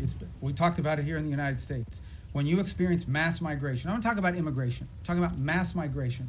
Okay, mass migration is a negative thing. It's not positive. And it's very difficult for any society to absorb and assume hundreds of thousands, if not millions of people over a short period of time, especially if they come from halfway around the world. There are cultural and assimilations issues related to that, et cetera. And so these are concerns that it's concerns I have about our own country primarily. It's been a priority of this administration to address this. But I think it's a growing concern in Europe. There are other voices in Europe and obviously in Australia as well that have expressed concern about this. These are facts. This doesn't make you anti-anybody. What it makes is you do have, as a sovereign country, the right to control how many people you absorb, how many people you allow in, and who those people are. This is a very basic sovereign right. Okay? It doesn't mean you don't allow any people in. There are people coming into this country every day to visit, to work, to live permanently, but you have to know who they are, and you have to have some limits and controls over what those numbers are. And obviously, because of some of the things we've seen, mass migration over the last decade has been highly disruptive, not just to the United States, but also to continental Europe, and in some cases in the Indo-Pacific as well. So I just think this is a real challenge that multiple Western advanced industrialized countries are facing, and I think it's pronounced in parts of Europe as well, and obviously, at least on the basis of your question, appear to be a challenge as well in Australia. All right, to the next row. Yes, ma'am. Hold on, Andrea, right behind you. I'm going to get to everybody. Go. Yeah. Oh, I just wanted to ask. You don't have a question? Okay, no, I'm kidding. Go ahead. On Ukraine this weekend, the meetings with the Ukrainian delegation and the U.S. delegation, are you planning to participate? It's in in those Miami. meetings? They're starting today and tomorrow. I may be there tomorrow for a portion of it. There's another one happening today, but that one is with the Turks and the Qataris and the UAE on the Gaza plan. So if I'm not there, because I have things we have to do here today, like talk to you guys, I think tomorrow, since that, it's in Miami as well. So, yeah, go ahead. Yes, sir. Thank you, Mr. Secretary. Timothy Unrose with the Washington Examiner. Going back to the previous question about Europe, and I believe the Sky News reporter referenced civilizational erasure, which is a term that has been used by both the White House and the State Department. Both the White House and the State Department have made kind of recurring overtures to Europe as a civilization that is in some sort of danger and that should join with the United States as a sort of Western civilizational bloc. And it seems to be a recurring priority. However, with the release of the National Security Strategy, many European leaders, leader of Germany, members of the EU, of the European Parliament, have found it totally unacceptable or offensive or question the allyship of the United States with the rhetoric that was used.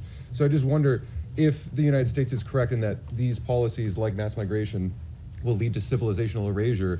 Is it possible to save European civilization if the governments simply don't want to be saved? How has this alliance long been described? As the Western alliance, right? What is it that, and it's not just me saying, you go to these NATO meetings, you meet with people, what they will tell you is our shared history, our shared legacy, our shared values, our shared priorities. That's what they talk about as the reason for this alliance. Well, if you erase your shared history, your shared culture, your shared ideology, your shared priorities, your shared principles, then you just have a straight up defense agreement. That's all you have. So what I'm trying to point to, and what we've tried to point to, is very simple. That is, at the bedrock and at the cornerstone of our relationship, for example, with Europe, is the fact that we do have a shared culture, a shared civilization, a shared experience, and shared values and principles on things like human rights, on freedom, on liberty, on democracy, on all sorts of on the rights of the individual, on all these sorts of things that we in this nation are the inheritors of in many cases, because many of these ideas that led to the founding of our country found their genesis in some of these places in the Western Alliance. If you take that away, if that's wiped out because for whatever reason it's no longer a priority, I do think it puts a strain and threatens the alliance in the long term and in the big picture. Now, whatever internal politics causes people to dispute this, I'm not going to comment on, other than to tell you that I do think that at the core of these special relationships we have is the fact that we have shared history, shared values, shared civilizational principles that we should be unapologetic about. This is a nation that was founded on Western principles. Founded on Western principles like liberty, the value of and the right of the individual, the right of self-governance. These are all Western values. Now, others may have adopted it in different parts of the world, but they emanate from Western history.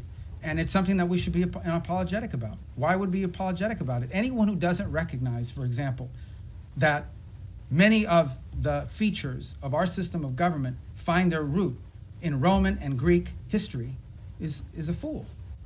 Is a fool. It's just not true. And so I think that we need to understand and embrace that, not negate it. And I think that's what we're pointing to here, is that we are concerned that particularly in parts of Western Europe, those things that underpin our alliance and our tie to them could be under threat in the long term. And by the way, there are leaders in those countries that recognize that as well. Some say it openly, some say it privately. In the eastern and southern part of Europe, they're much more open about it. Nonetheless, it is a factor that needs to be addressed. Yes, ma'am. Was the New York Post. So you said earlier that you don't see a surrender happening anytime soon when it comes to Ukraine and Russia. Putin says he will accept nothing less than an unconditional surrender, but if this latest intensive push for peace talks fails, is there anything that the U.S. can do to make Russia want to end its war? And then secondly, some of the most major foreign policy issues from Venezuela, Iran, Ukraine, Israel, have been assigned special envoys who do not report directly to the State Department, which obviously has a larger view of how these conflicts affect each other. How intimately has State been involved with these envoys' strategies and actions this year? And do you see State taking a larger role in these kind of day-to-day negotiations? I disagree with the premise of your question. I mean, every envoy that's been involved in all these critical issues, I personally work with very closely. I talk to them 4 or 5 times a day, or meet with them, or they're in the White House, or they're here, primarily in the White House, or they're involved in the same meetings we're involved in. I mean, that's just not factual. No one is out there doing independent action. All of it is strongly coordinated. It's one of the benefits of also being the National Security Advisor, is it allows us to also organize the interagency. Every single one of these envoys, I speak about Steve Woodcock in particular, who's a phenomenal person, very smart, very talented, who dedicates, he doesn't get paid to do this job, he does it for free. And he invested tremendous amount of time, full time on this thing, traveling all over the world, doing all kinds of things. Okay, but Steve doesn't do anything independently. He relies on the interagency. He gets support from Treasury, sometimes from Commerce, certainly from the Department of War, and from the State Department. In fact, he's staffed in many of these visits by State Department folks, and including the ones in Miami, especially as we get to the technical parts of these agreements. So the synergy there is very tight across the board. And so I think that is not factual. I was referring to Envoy Grinnell with Venezuela and some of those conflicts earlier this year that really kind of weren't helpful in getting towards the release of the prisoners. Yeah, look, everything that's been done in this administration has been coordinated in some form or fashion. I mean, you guys don't see it all because look, I know everybody wants foreign policy to be 100% transparent, but sometimes it really can't be because there are sensitivities, because there are diplomatic sensitivities, because things people are willing to agree to in private, they may not be willing to do so in public. There's all kinds of things that have to happen in order to achieve outcomes. Sometimes they work, sometimes certain approaches work, sometimes they don't. But that's not new to this administration. That's been true throughout history. And but at the end of the day, I mean, I feel like we have a very good team of people that work very closely together on all of this. And the key is every single one of these conflicts, every single one of these issues are all multidisciplinary. Okay, there is no such thing as any one of these things that we're dealing with. Again, going back to the case, let's just use Ukraine as an example. In the case of Ukraine, it involved Treasury with regards to the minerals deal. It involves Commerce to some extent. It most certainly involves the Department of War in terms of not just battlefield assessments, but the sale of weaponry through Pearl, et cetera. It involves the Department of State in terms of everything from interpreters to the technical work of actually putting words to paper that would make sense in an agreement and supporting these visits. We had a very important meeting in Geneva, hosted at our embassy, supported by diplomatic personnel that were involved in doing that, and a lot of the follow-up as well that has to happen with some of these things. You know, peace deals aren't just, in the case of Gaza, strongly supported. We actually, we took our ambassador in Yemen, who can't be in Yemen, Fagan, and assigned him for 8 weeks on that portfolio so that we could have someone there to help navigate and coordinate all of the technical aspects. You can reach a peace agreement in concept, but then someone's got to sit down and write down the technical language and the specificity, and they rely on the professionals in this department and other government agencies, depending on the subject matter. So, look, I think in any new administration, there's a learning curve early on. People are still getting onboarded. You may not even have people Senate confirmed yet in these positions. Maybe you haven't even hired some unfilled spots. But I think certainly in the second half of last year, I'm very proud and very pleased at the synergy that we've established on all of these things and that continue to establish it. Another one that's doing a great job is Mossad Boulos. I mean, he's out there every day working with our Africa Bureau. They're very involved in this, on trying to deal with Sudan, on trying to deal with the Rwanda DRC. So we have a good team of people that work very well together and very collaboratively, and we're going to build on that in the new year. Yes, ma'am. Thanks. Shelby Talcott with Semaphore. Vanity Fair quoted you as wondering whether Putin just wants the entirety of Ukraine. I'm curious if that's still a question for you, and how confident are you in being able to reach a peace agreement if that is a question? And then along those lines, is there a deadline for Russia and Ukraine to come to an agreement before this administration walks away? Yeah, I'm not in any position to give you deadlines on anything. And as far as that quote, that's a quote the president has said publicly, which is, he has said 3 things. I thought it was going to be the easiest one, and it's turned out to be the hardest. I don't know if Putin wants to do a deal or if Putin wants to take the whole country. These are things he has said openly. And, you know, I think that's, I don't even remember when I talked to the guy from that magazine, but, you know, for much of the early part of this year, one of the things we were trying to deduce is exactly what is it that Russia wants to achieve.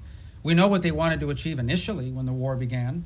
They haven't achieved those objectives. There's a new set of objectives now. I mean, part of reaching an agreement is trying to understand, I've already said this, what both sides want or need and what they're willing to give. And so I think that was a question that many in the administration had early on, is defining what the Russian position, what exactly do they really, not what they say they publicly want, but what they publicly want and privately want are the same thing. That's part of the, and the same is true on the Ukrainian side, by the way. What could they actually live with? What's acceptable? What's not acceptable? What are their red lines? That's how you put a deal together. You have to sort of figure out if the two sides overlap at some point. Sometimes some deals are just not ready. Sometimes the timing is perfect. You have to put it together. If you look at what happened with Gaza, that looked intractable. And then a series of events occurred that made it possible. For example, the strike inside of Qatar that the Israelis took at the time, you know, was a sort of a dramatic thing, but in some ways it sort of set in motion a sense of urgency to bring this thing to an end before it spread. So sometimes you just have to be ready for a change in circumstances or conditions that allow progress to be made. But these things are hard to do. They take a lot of time. Sometimes it takes some patience. It's just unfortunate that you know that every day that goes by, more people are died and more people die and more things are destroyed. Yes, sir. Come back to your comments earlier on Sudan. You mentioned this concern about transshipment and weapons coming from overseas to Sudan. Could you sort of put a slightly finer point on it? Have you raised this with the UAE in your meetings that they need to stop providing support to the RSF? And have you got any commitment or any kind of look, response none of to these, that? neither side has their own factories for the most part, right? All these weapons are acquired from abroad. They have to come from somewhere else, and they have to come through somewhere else. So someone is allowing it to be shipped in, and someone is actually shipping it. So we've had the right and appropriate conversations with all sides of this conflict, because that is their leverage. Without their support, neither side can continue. So that's why we need to engage, and that's why we've engaged the parties involved in all of this. I don't want to find myself here in a position of picking on anybody other than to say that we think and we're hopeful that we can make some progress on this, but we know that in order to make progress on this, it will require outside actors to use their leverage and their pressure to make that come about, particularly this humanitarian truce, which is the first thing we want to achieve. We think that outside actors have the leverage and the influence over the players on the ground to bring about this humanitarian truce. And we are very focused on it. I had a conversation on it yesterday. We have spoken to the UAE, we've spoken to Saudi, we've spoken to Egypt, and this is not new. We've been talking to them. We signed a document with them in September at the UN gatherings. We had previous meetings with them before that. So this is not a new engagement. It's just one that's had a higher sense of urgency given recent events there. But yeah, we're involved every single day trying to work through this because we do understand that, and this is not new to this conflict.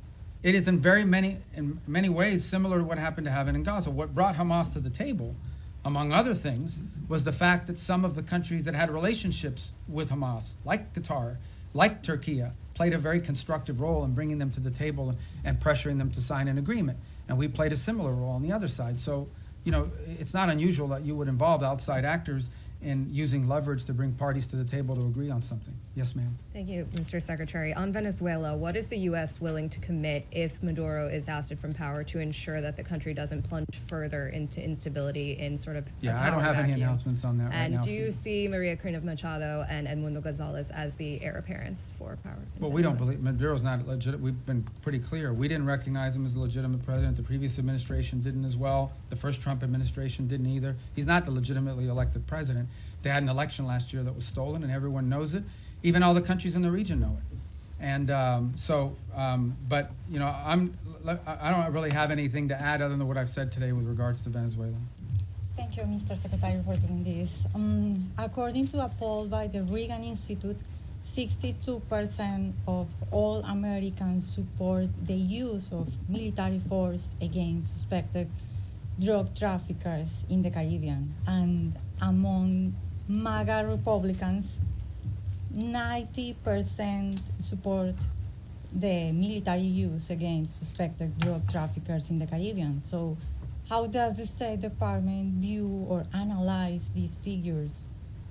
Yeah, I mean, we don't do foreign policy by poll, and our job is to carry out the directives of the president. The president was elected. Donald J. Trump was elected the President of the United States, and he promised that if elected, he would go after drug cartels, and that's what he's doing. He is keeping a promise he made to the American people upon which they elected him to be president. He told them he would protect this country, and that's what he's doing, and he told them he would go after drug cartels, and that's what he's doing. So it doesn't surprise me if that poll is accurate, because the president's simply living up to the promises that he made when he ran for office. Yes, ma'am. Mr. Secretary, on Gaza, you've said repeatedly in this room now that this is peace is a process, that phase 2 could take next 2 to 3 years. Is there a possibility to fully implement? To fully implement. You can't build buildings in one day. Right? Is there a possibility in your mind that the status quo, more or less as we see it now, with this sort of insufficient flow of aid, periodic violations of the ceasefire by each side, a lack of reconstruction, and of course the absence of an international security force, that this could potentially continue more or less through the rest of the president's term? And if not, I'm not asking for a date, but I think we'd all like to know. We've heard from the president and yourself that there are all these countries that want to join the International Security Force. When will they deploy? Are we talking in the next year, in the next couple of years? And is there a certain amount of time that could pass at which point the administration, without an ISF, at which point the administration would green light or will green light Israel to resume its war? The way to answer that question is this way. No one is arguing that the status quo is sustainable in the long term nor desirable.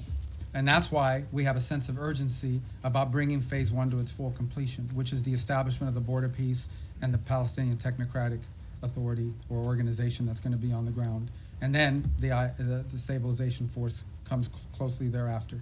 Once we've established that, we have a lot of confidence that we are going to have the donors for the reconstruction effort and for all the humanitarian support in the long-term building of phases 2 and phases 3. We just don't think that we're going to get to phase 2 or phase 3. We don't believe that we can have a successful donor conference, just as a real example, until people know they want to know who's in charge, and they want to know that there's security. Okay? They want to make sure that who's going to pledge billions of dollars to build things that are going to get blown up again because a war starts. So they want to know who's in charge, and they want to know that there's security, and that there'll be long-term stability. So no one would argue that what we have in place now is sustainable in the long term. We have to get to the completion of phase 1. I am confident we will, within the time frame necessary to make it successful. It's just not today, but hopefully very, very soon. We've made real progress. We made progress as late as yesterday in additional names for this Palestinian organization that's going to be the technocratic organization. So I think we're very close. I think we're going to get there. I'm optimistic that we're going to be able to get through phase 1. And then what I meant about taking years for phase 2 or phase 3 is not years to start it. I'm just being, to rebuild a place, to put buildings and rebuild an economy, it takes time. You'll have the donors, but you still have to have the equipment, you got to build, you have to do all that sort of thing. This is a long-term project. Phase 1 is not a long-term project. It has to happen. I'm confident it'll happen within a time frame that makes it successful. We're very committed to it, and so is everybody else. Everybody else in the region understands that there is no plan B. If this doesn't work, plan B or what's going to happen is a new war, and no one wants that. No one wants that. So, Mr. Secretary, are you going to be able to tell us in the next year who is going to secure Gaza and it'll have to happen who is much. going You're to talking disarm? about the stabilization force? Yes. Yeah. That'll have to happen much more than a year from now. That is the completion of phase 1 when we get through the establishment of the stabilization force, border peace, Palestinian group, stabilization force. All those things happen, boom, boom, boom, 1, 2, 3. They have to happen very quickly, not a year from now. This is something we're aiming at very soon. It has to. It's what we're focused on right now, like a laser. All right, yes, sir. Secretary, thanks for all the time, and it's not going to be 4 hours, I promise. It's an hour and a half. You see the press corps is hungry for engagement here. I hope the State Department will return to regular press briefings soon. You got a great spokesperson's unit over there that's more than capable of handling it. A couple quick questions. The President directed you through executive order to explore sanctions of sectors and chapters of the Muslim Brotherhood. Qatar is ground zero for the Muslim Brotherhood. This administration obviously has a very close relationship with the Qataris. How do you confront the Muslim Brotherhood without confronting the Qataris? That's my first question. Second question is on UNRWA. There's a report that the State Department is in deep discussions about possibly sanctioning UNRWA. What's your mindset on that, and do you feel there is any role for UNRWA absent humanitarian aid delivery in the future? I think we can deliver humanitarian aid without UNRWA. I think UNRWA is a corrupted organization that's unsalvageable, period. And I think our policies reflect that. On the first point that you talked about, I think we'll have some announcements, and not today, early next week, on Muslim Brotherhood. Designating groups there's a series of internal steps, despite what people may or may not perceive. There are things we have to meet, criteria we have to meet, information we have to have, boxes we have to check, legal reviews that have to happen, and that takes time. So, but I think there'll be announcements very soon on that, probably as early, if not today, early this next week. Do you expect pushback from the Qataris? Well, I'm not going to comment on which segments of the Muslim Brotherhood. As you know, there are different chapters, for lack of a better term, and individuals spread throughout the world. But the President's issued his executive order, and we're working through the execution of it. And we'll get to what we need to get to. A lot of this obviously depends, from a legal review standpoint. You have to have certain information that you can cite in order to justify the designation. So we're working through that. We'll have some announcements next week, and they won't be the last announcements that we Thank you, have. Mr. Yes, sir. Yeah, Mr. Secretary, thank you for doing this today. This conversation between my colleagues and yourself paints a seemingly chaotic and hostile world at times. So very simply and generally put, what do you believe is the biggest threat facing the United States today? I don't think we live in a world where we have a single threat that we can identify. I think there are multiple things that you look, both short-term and long-term. As I pointed to in the hemisphere, in our own hemisphere, closest to home geographically, it's the rise of and the power of transnational criminal terrorist group who are destabilizing nation states throughout the region and pose a direct threat to the United States through overthrowing governments, destabilizing these governments, leading to mass migration and certainly the trafficking of drugs, and also providing fertile ground for potential, outside of hemisphere actors to act within our hemisphere in the long term. That's a major threat. I think we face some challenges. And then we know the United States industrial base, the United States supply chains become dangerously dependent on other countries for many of the things that are elemental and critical to our, not just sustaining what we have, but building the economy of the 21st century. And so building up our industrial base and diversifying our supply chains are a critical threat that the United States needs to confront. I think related to that, not directly related to the Department of State, but somewhat related to the United States, is building up our defense industrial base as well. One of the challenges that we face, and so does much of the world, certainly in the West, is the ability to build weaponry at a scale and scope necessary, not just to deal with the threats of today, but to innovate and develop those tomorrow. It simply just takes too long to build up defense articles, get them to market in a timely fashion. And not only do we complain about that, but we have allies who want to buy things from us that we just haven't been able to produce fast enough. And so the president's made that a priority to confront. I think beyond that, I think you would argue that in the big picture, long term, we have to understand that the United States has interests in every part of the world that are related to these two threats. In the case of Africa, we see countries that have extraordinary opportunity to develop economically, the youngest population in the world, and the United States wants to have relationships, both commercial and personal, with many of these nations as they emerge in their own right into an era of prosperity. We want to be there to help assist in that if possible. We want to make sure that American interests are taken into account. Unfortunately, there are many countries around the world that in the past have had to rely on predatory practices of other countries to receive stability, to receive funds necessary to build infrastructure or what have you. We want to make sure that American businesses are at the table offering alternatives, be it in telecommunication, be it in artificial intelligence and technology, be it in basic infrastructure. So there's a lot of things to uncover and unpack, and I think in the long term as well. And I think our national security strategy reflects a lot of this. So I wish we lived in a world where we had one major threat. Many of these are interrelated. Yes, sir. Thank you, Mr. Secretary. I was going to ask my questions in Calibri, but since you do not Wow. communicate that I in speak that Times anymore, New Roman. I So. am. I'm going to ask in Times New Roman instead. Sorry about the Dolphins. That's all right.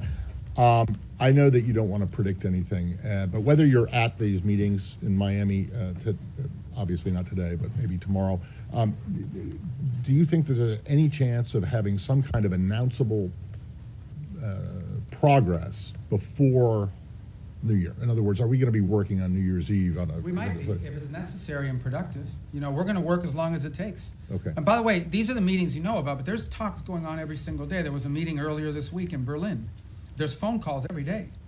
There's phone calls every day, be it with my counterparts that are national security advisors, or my counterparts that are foreign ministers, or what Steve is engaged in, or what Jared's been engaged in, or what even at the diplomatic level, there are days where it's Matt Whitaker, our ambassador to NATO, that's involved in a conversation, or one of our ambassadors, one of the nation states that are relaying back a conversation or involved in one. So there's work happening every day, all the time, probably around the clock. Not just on Ukraine, but on all these other things. Okay. And then But these are the meetings you know about, and everybody kind of focuses on them as big events, but there's work happening all the time that lead up to those meetings and follow those meetings. As far as predicting a timeline, look, I'm not going to do that. This is a difficult task. It's an important one. We're focused on it. We want to get there as soon as possible. Okay, so and then obviously Gaza and Ukraine are still works in progress, but of the peace agreements that have been reached so far, two of them are in obvious trouble, right? Obviously which ones they are: Cambodia, Thailand, DRC, Rwanda. In retrospect, and I know that work is being done to try and resuscitate these, but in retrospect, do you think that the administration, the president, but also others, declared victory on these too early? I mean, this fighting, for example, with Thailand and Cambodia did stop. Both sides have made commitments in writing that they signed. Those commitments today are not being kept as a result of Both sides claim grievances against one another. And so the work now is to bring them back to the table. The ASEAN ministers will be meeting on Monday. I had a call yesterday with my Thai counterpart and intend to do the same, and we've been involved, the president, in conversations this weekend. And our hope is between now and Monday to work to bring everybody back to compliance with the agreements that were made. In the case of the DRC and Rwanda, we have signed commitments from both sides. Those commitments are not being met. But at least we have the signed commitments. We now can hold people to something and we can push them. And in that case, by the way, for example, in the case of Rwanda DRC, as a good example, not only have we been engaged, but we have asked our friends on the Hill, both Republicans and Democrats, to also engage in conversations of their own with these leaders so they understand this is a bipartisan, multi-branch of government interest in this topic. But the good news about both of those is we have signed agreements. At least we have something we can push them towards compliance on. But as I said, in many of these cases with peace, you sign a peace deal, there's compliance, something happens, they fall out of compliance, you got to bring them back, you got to try to push. But at least you have to, instead of negotiating something new, you're simply trying to now push people back to compliance with what they already agreed on. So I think these were achievements. In the case of Cambodia and Thailand, it actually did stop fighting. It has now restarted, and we are working hard to push everybody back to compliance. And we are cautiously optimistic that we can get there by Monday or Tuesday of next week. We're hopeful. But there's more work to be done to that point. All right. Thank you. Mr. Secretary, you've said, including here today, that Maduro doesn't honor deals.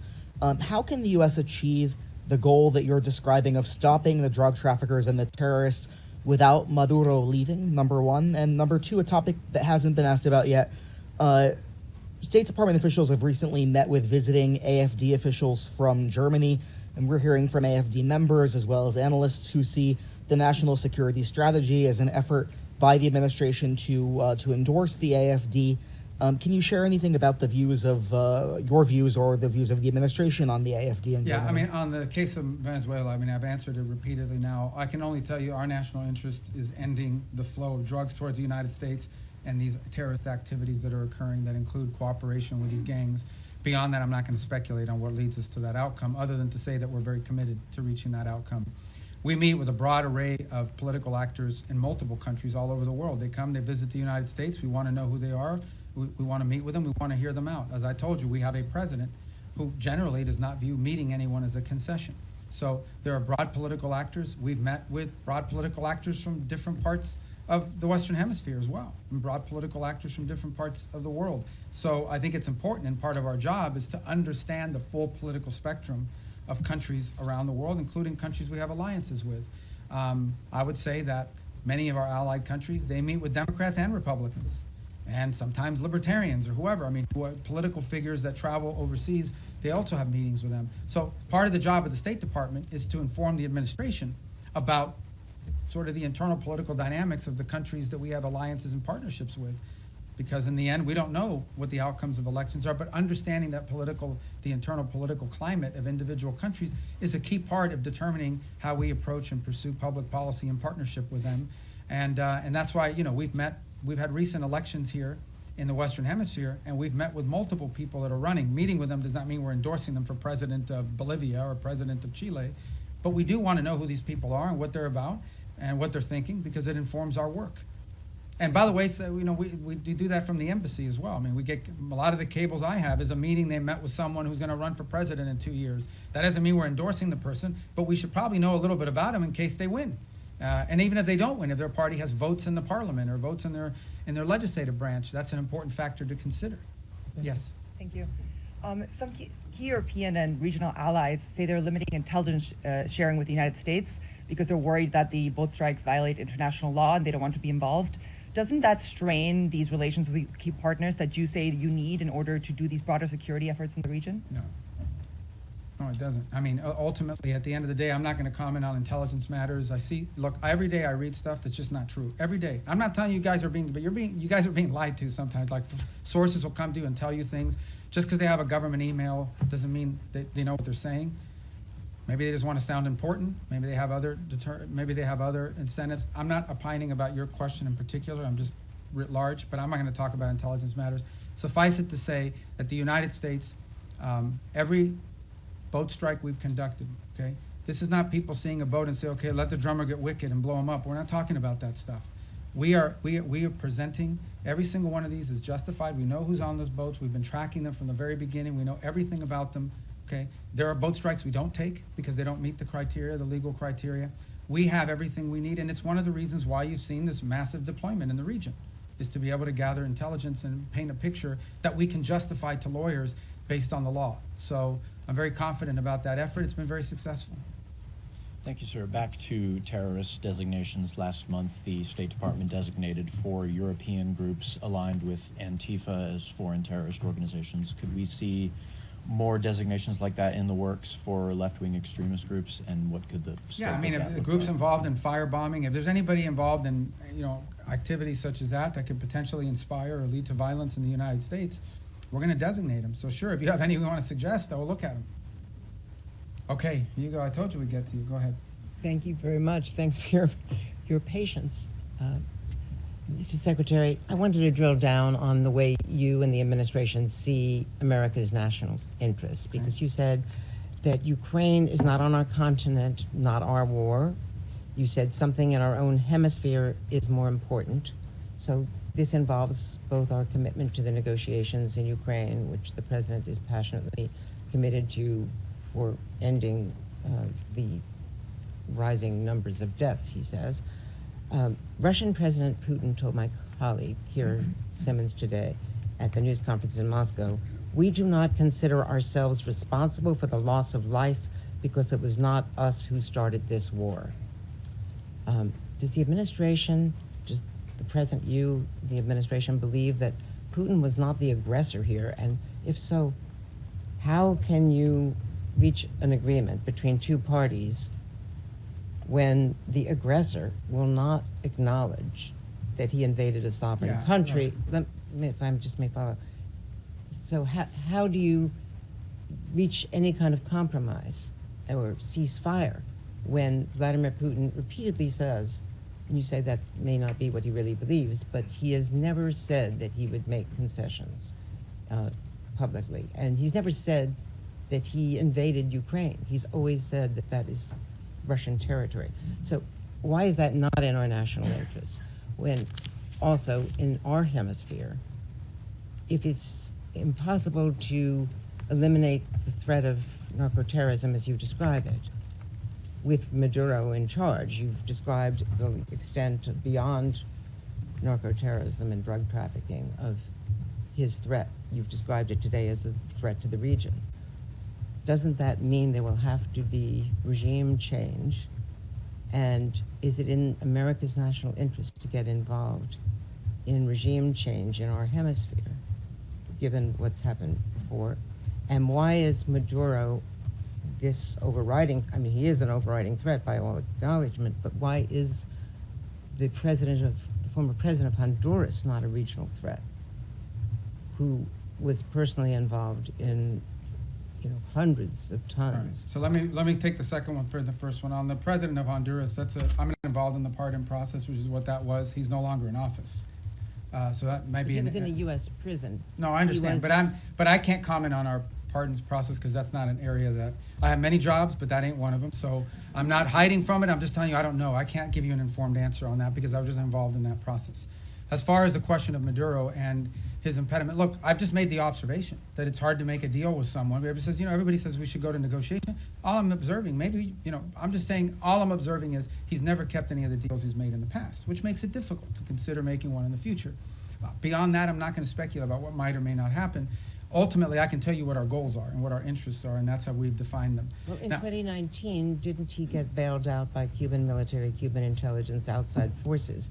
And so ultimately, with this blockade, is this partly, yes, Maduro, but partly to get at Cuba and Iran and the recipients of this sanctioned oil? This action on the boats, these are sanctioned, but these are enforcement actions. That's what they are.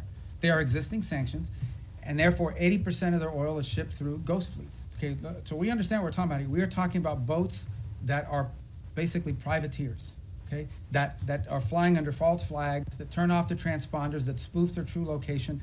They are hired to evade sanctions. We are simply enforcing sanctions. Every one of these has a court order attached to it. We go to a judge, the judge issues the warrant, we're executing. These are enforcement actions. The fact that they happen to impact a terrorist regime mean, is a good thing, but they are enforcement actions, and we are conducting enforcement actions. On the case of Ukraine, no one has said that Ukraine is a zero in terms of our national interest. We have sold them billions of dollars worth of weaponry. We've provided them in previous billions of dollars worth of weaponry. We continue to provide them intelligence support. And we have sanctioned. The president has sanctioned the Russian Federation. He issued oil sanctions. All the oil sanctions everybody wanted him to do, he did them. He did them a month and a half ago. All I'm saying, now you point to all the stuff about, well, you know, does Putin say this? Does Putin? That's why this issue set is difficult. I'm not claiming anything other than the fact that we understand it's difficult. We understand that you're not going to have a deal unless both sides have to give and both sides have to get. Both sides will have to make concessions if you're going to have a deal. You may not have a deal. We may not have a deal. It's unfortunate. The U.S. should walk away from that if it well, is that's not a prime region interest because it's not in our continent. That's not my decision to make. Ultimately, the president will make a determination if and when he feels like further U.S. engagement is no longer productive or serves the national interest. That's a decision the president have to make. I can't speculate about that. All right, yes. Mr. Secretary, a question for you on Venezuela and then quickly on Ukraine. You mentioned Maduro was not the only one indicted by the United States in the Southern District. Does that mean it is U.S. policy that not just Maduro, but his top regime, lieutenants, cabinet members, that they all must exit? Yeah, no, I point to the indictment simply as when people say, well, how do we are alleging that he is, and I guess, you know, you can describe it any way you want. I just want to make clear, like, this is not something we came up with. Right. We're basing it on a federal indictment and a superseding indictment. Cabello's in there. Yeah, a bunch of people are. And so, but what it proves is, and the reason why I raise the indictments is because the indictments are the point of the $50 million reward. And I believe the $25 or $10 million reward for Cabello and for others. My point is that this allegation, this claim that the Maduro regime is a narco-terrorist organization is not on the basis of political talk or speculation. It is on the basis of evidence provided to a grand jury in the Southern District of New York that returned an indictment. And that's why I point to those indictments. Can I ask you on Ukraine quickly, because Russia has deployed its latest nuclear-capable missile system to Belarus, according to that country's leadership. We've heard from a number of European leaders, the Chancellor of Germany himself, that they think this era of Pax Americana is gone, that they are needing to prepare to be on a war footing because of the threat from Putin. Do you believe, does this administration believe today that Vladimir Putin will end his march on the eastern flank of Ukraine? And do you stand by our European allies against any kind of attack? Look, we have heard the same concerns from our allies in NATO. It's why we are in NATO. It's why we meet with them. It's why we talk to them all the time. I've spoken to Mark Rutte this year probably 40 times, and he's spoken to multiple people in our administration as well, multiple times. He's been here multiple times. He speaks to the president directly. It's why the United States basically is over 50% of NATO, both in troop commitments and in financial commitments as well. It's why we remain in NATO. It's why the president had a very positive visit in NATO. In the end, that's why we're in this alliance. And that's why Article 5 in the NATO alliance is important, and the president has reiterated that. We think it's a very strong deterrent against any of these fears or concerns that any of our allies in the region may have. And the president's been clear that we are committed to NATO, we're committed to the alliance, and our commitment isn't just rhetorical. Our commitment is in action, in the troops that have been deployed, in the monies that have been spent, in the capabilities that are located, in the cooperation and that work that we do every single day with our NATO allies. The only thing we're asking for, which is not unfair, is for our partners in the alliance to improve their own capabilities. Because the more capable our allies in NATO are, the more capable NATO is. We're going to keep doing our part. We just want them to do more. And they've committed to do more. But these allies are saying that they are concerned now. Sure, and that's why we have NATO.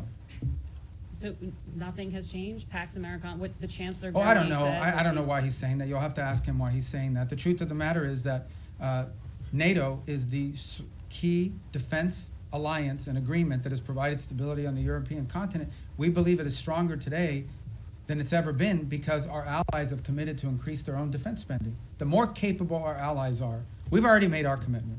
We've been spending billions and billions and billions. It's the single biggest part of the largest government budget in the world is defense spending in the United States. So we've already done our part, and our part isn't just rhetorical, it's real. We have troops stationed there, we have capabilities there, we have weapons we've provided our partners in the region as well. We believe that if you want a strong NATO, you want your allies in NATO to be stronger. The more capable our allies in NATO are, the stronger NATO is collectively. And that's why we're very pleased to see them make that commitment of 5%, with the exception of Spain. And that's why the president left our NATO gathering earlier this year so enthusiastic about the future of NATO and about our role in it. And in fact, that's why the president's been working with NATO countries on the Pearl program, which is what's providing weaponry to the Ukrainians today. Go ahead. Secretario, gracias por su tiempo y por atendernos. Sé que esta es como la 10ª pregunta de Venezuela, pero quiero quedar claro con varias cosas. Primero, usted puede hacer una referencia al comentario que hizo el presidente Trump apolítico cuando dijo los días de Maduro están contados. Eso se refiere a días, semanas, meses. Esperamos un 2026 sin Nicolás Maduro. Y me gustaría también que se refiriera a la orden de escoltar esos buques petroleros que acaba de dar Maduro a su armada, esos buques sancionados que ustedes están incautando.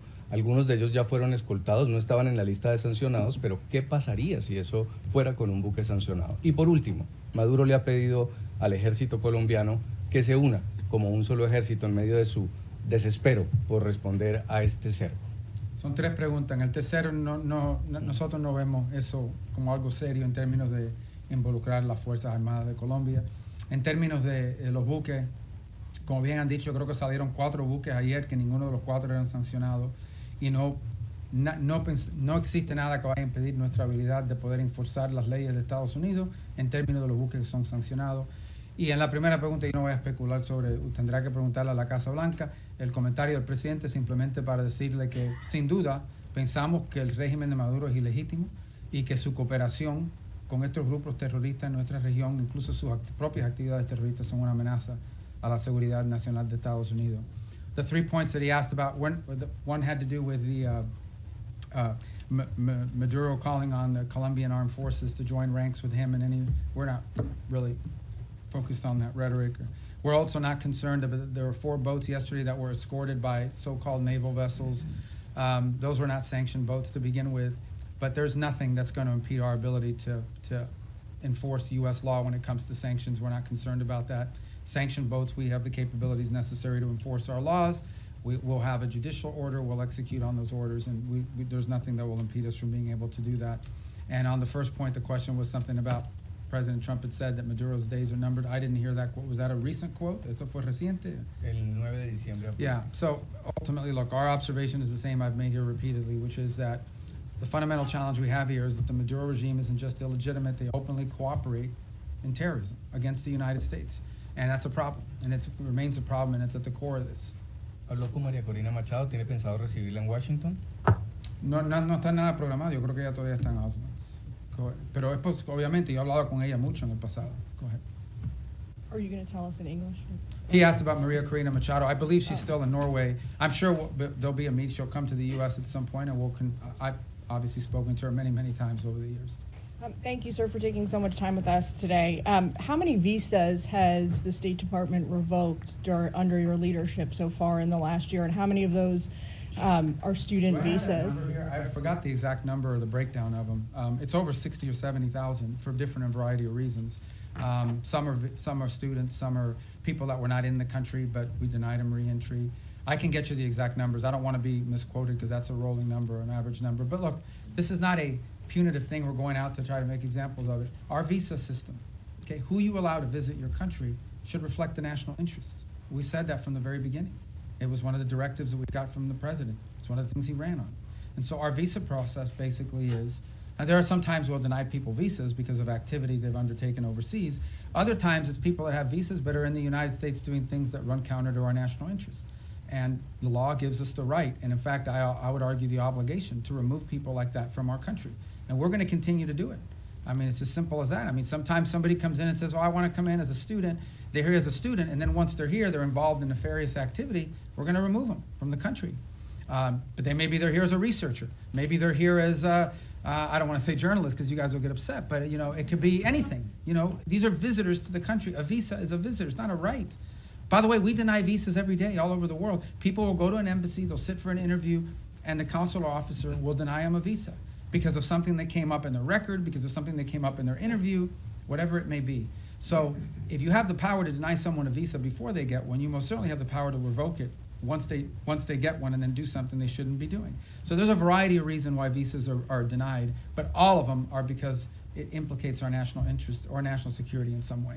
You began the briefing by talking about your confirmation hearing, and one of the core commitments or goals you set for yourself in that hearing was to rid the State Department of anti-Semitism and what the president calls DEI ideology. When you look back at the last year, have you done that, sir?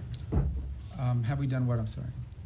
Rid the State Department of anti-Semitism and DEI ideology. Well, look, I think there were actions that were being taken that we're very concerned about in terms of statements that were made from some missions around the world or actions that were taken.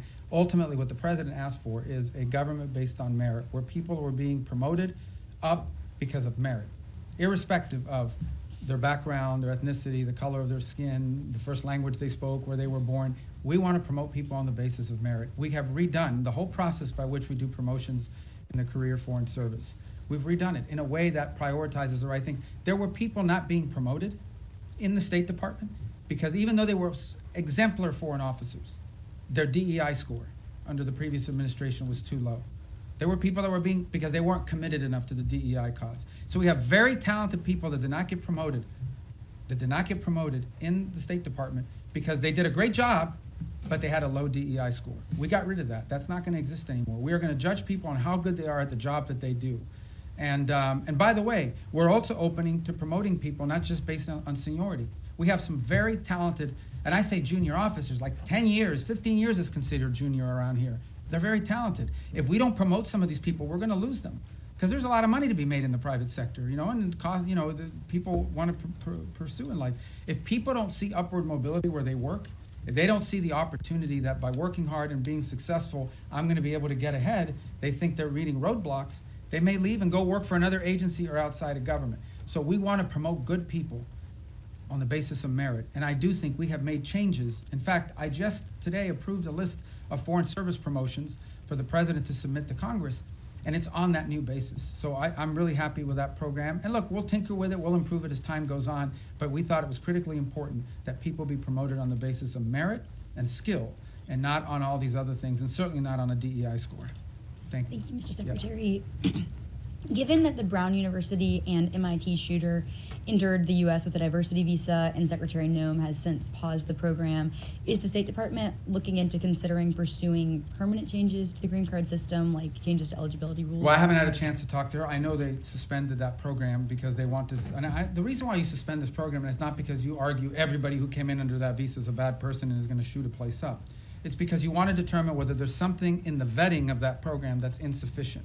Is there a systemic problem in how those decisions are made that needs to be addressed? So I think it's wise to suspend a program until you understand whether there's a deficiency in the program. So you just had a guy that came in through a certain route. You suspend the program to figure out whether something that came up in the interview process should have been a red flag but wasn't identified, so you can fix that before you restart the program. So I would imagine that's the process we're going to go through as well. Okay. Yes, sir. Thanks, Mr. Secretary. Thanks for all your time here today. An issue I believe is close to your heart, Cuba.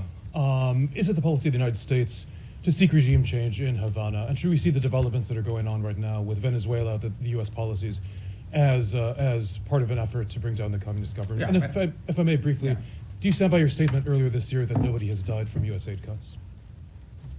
On your first point, I think it's not just the policy of this administration. I think every administration would love to see a different type of situation in Cuba. Cuba's a disaster. It's a disaster. It's not just because they're Marxists and because they're terrorists. They're incompetent. These are incompetent people, and they've destroyed that country.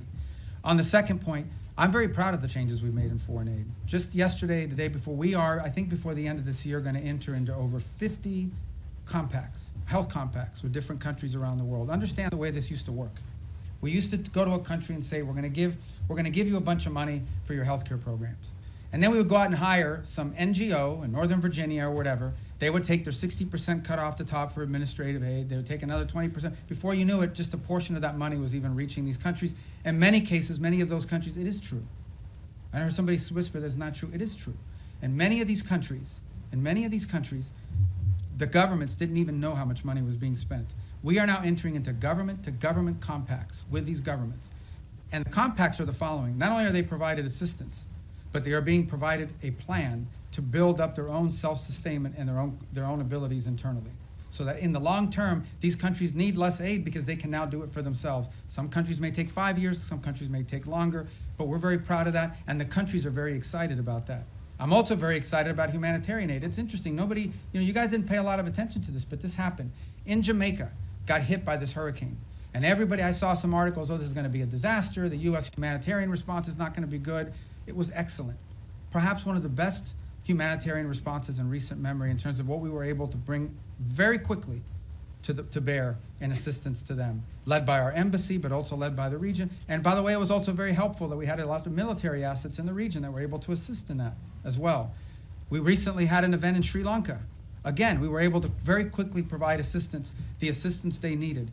So we're it's still a work in progress. We're still building this out. But I think in the big picture and in the long term, when people look back at this, they're going to say that we redid foreign aid in a way that actually delivered aid more effectively and in a way that furthered our national interests, both. And a lot of it driven from the embassy level. The amount of control and power and influence that our ambassadors and our embassies will now have to help shape how foreign aid looks like in those individual countries is much greater today than it was when you had USAID sitting alongside them almost as an independent branch that oftentimes took actions completely divorced, completely separated from our broader foreign policy. Yes, sir. Thank you, Mr. Secretary. First, I want to ask a clarifying question regarding Venezuela. You mentioned you've spoken with the opposition leader repeatedly over the years. When was the last time you spoke with her? I don't recall. I mean, she was not in a place where talking was very easy. She was in hiding in Venezuela. Do you think there's a possibility we could be seeing a White House summit with her in any sort of future? I don't know. I mean, maybe. I don't know. I mean, nothing's been planned. And then shifting gears a little bit, the State Department mentioned earlier this year some free speech concerns, particularly in Europe. What are some goals you have in regards to that in 2026? Any countries or certain efforts that you have? Well, I mean, broadly, we're concerned about any place, first and foremost, where American free speech could be implicated, right? Are we going to live in a world where some American puts up a social media post and then gets to some airport somewhere and is arrested? We're also concerned about the impact that some of their policies are having on our social media platforms. As you recently saw, X is facing this massive multi-million-dollar fine that they're going to have to pay, I guess, if they want to continue to operate. But I think more importantly, I think it touches on the broader question that was asked a little bit earlier. We all talk about how these alliances, in many cases our alliances with our European partners, are built on our common principles, our common values, as much as anything else. These aren't just a geopolitical arrangement. It is an alliance with like-minded countries with whom we share values and principles. And one of those values and principles, we hope, is freedom and the freedom of expression. And we're concerned that that is eroding. Okay, thank you, guys. Thank you.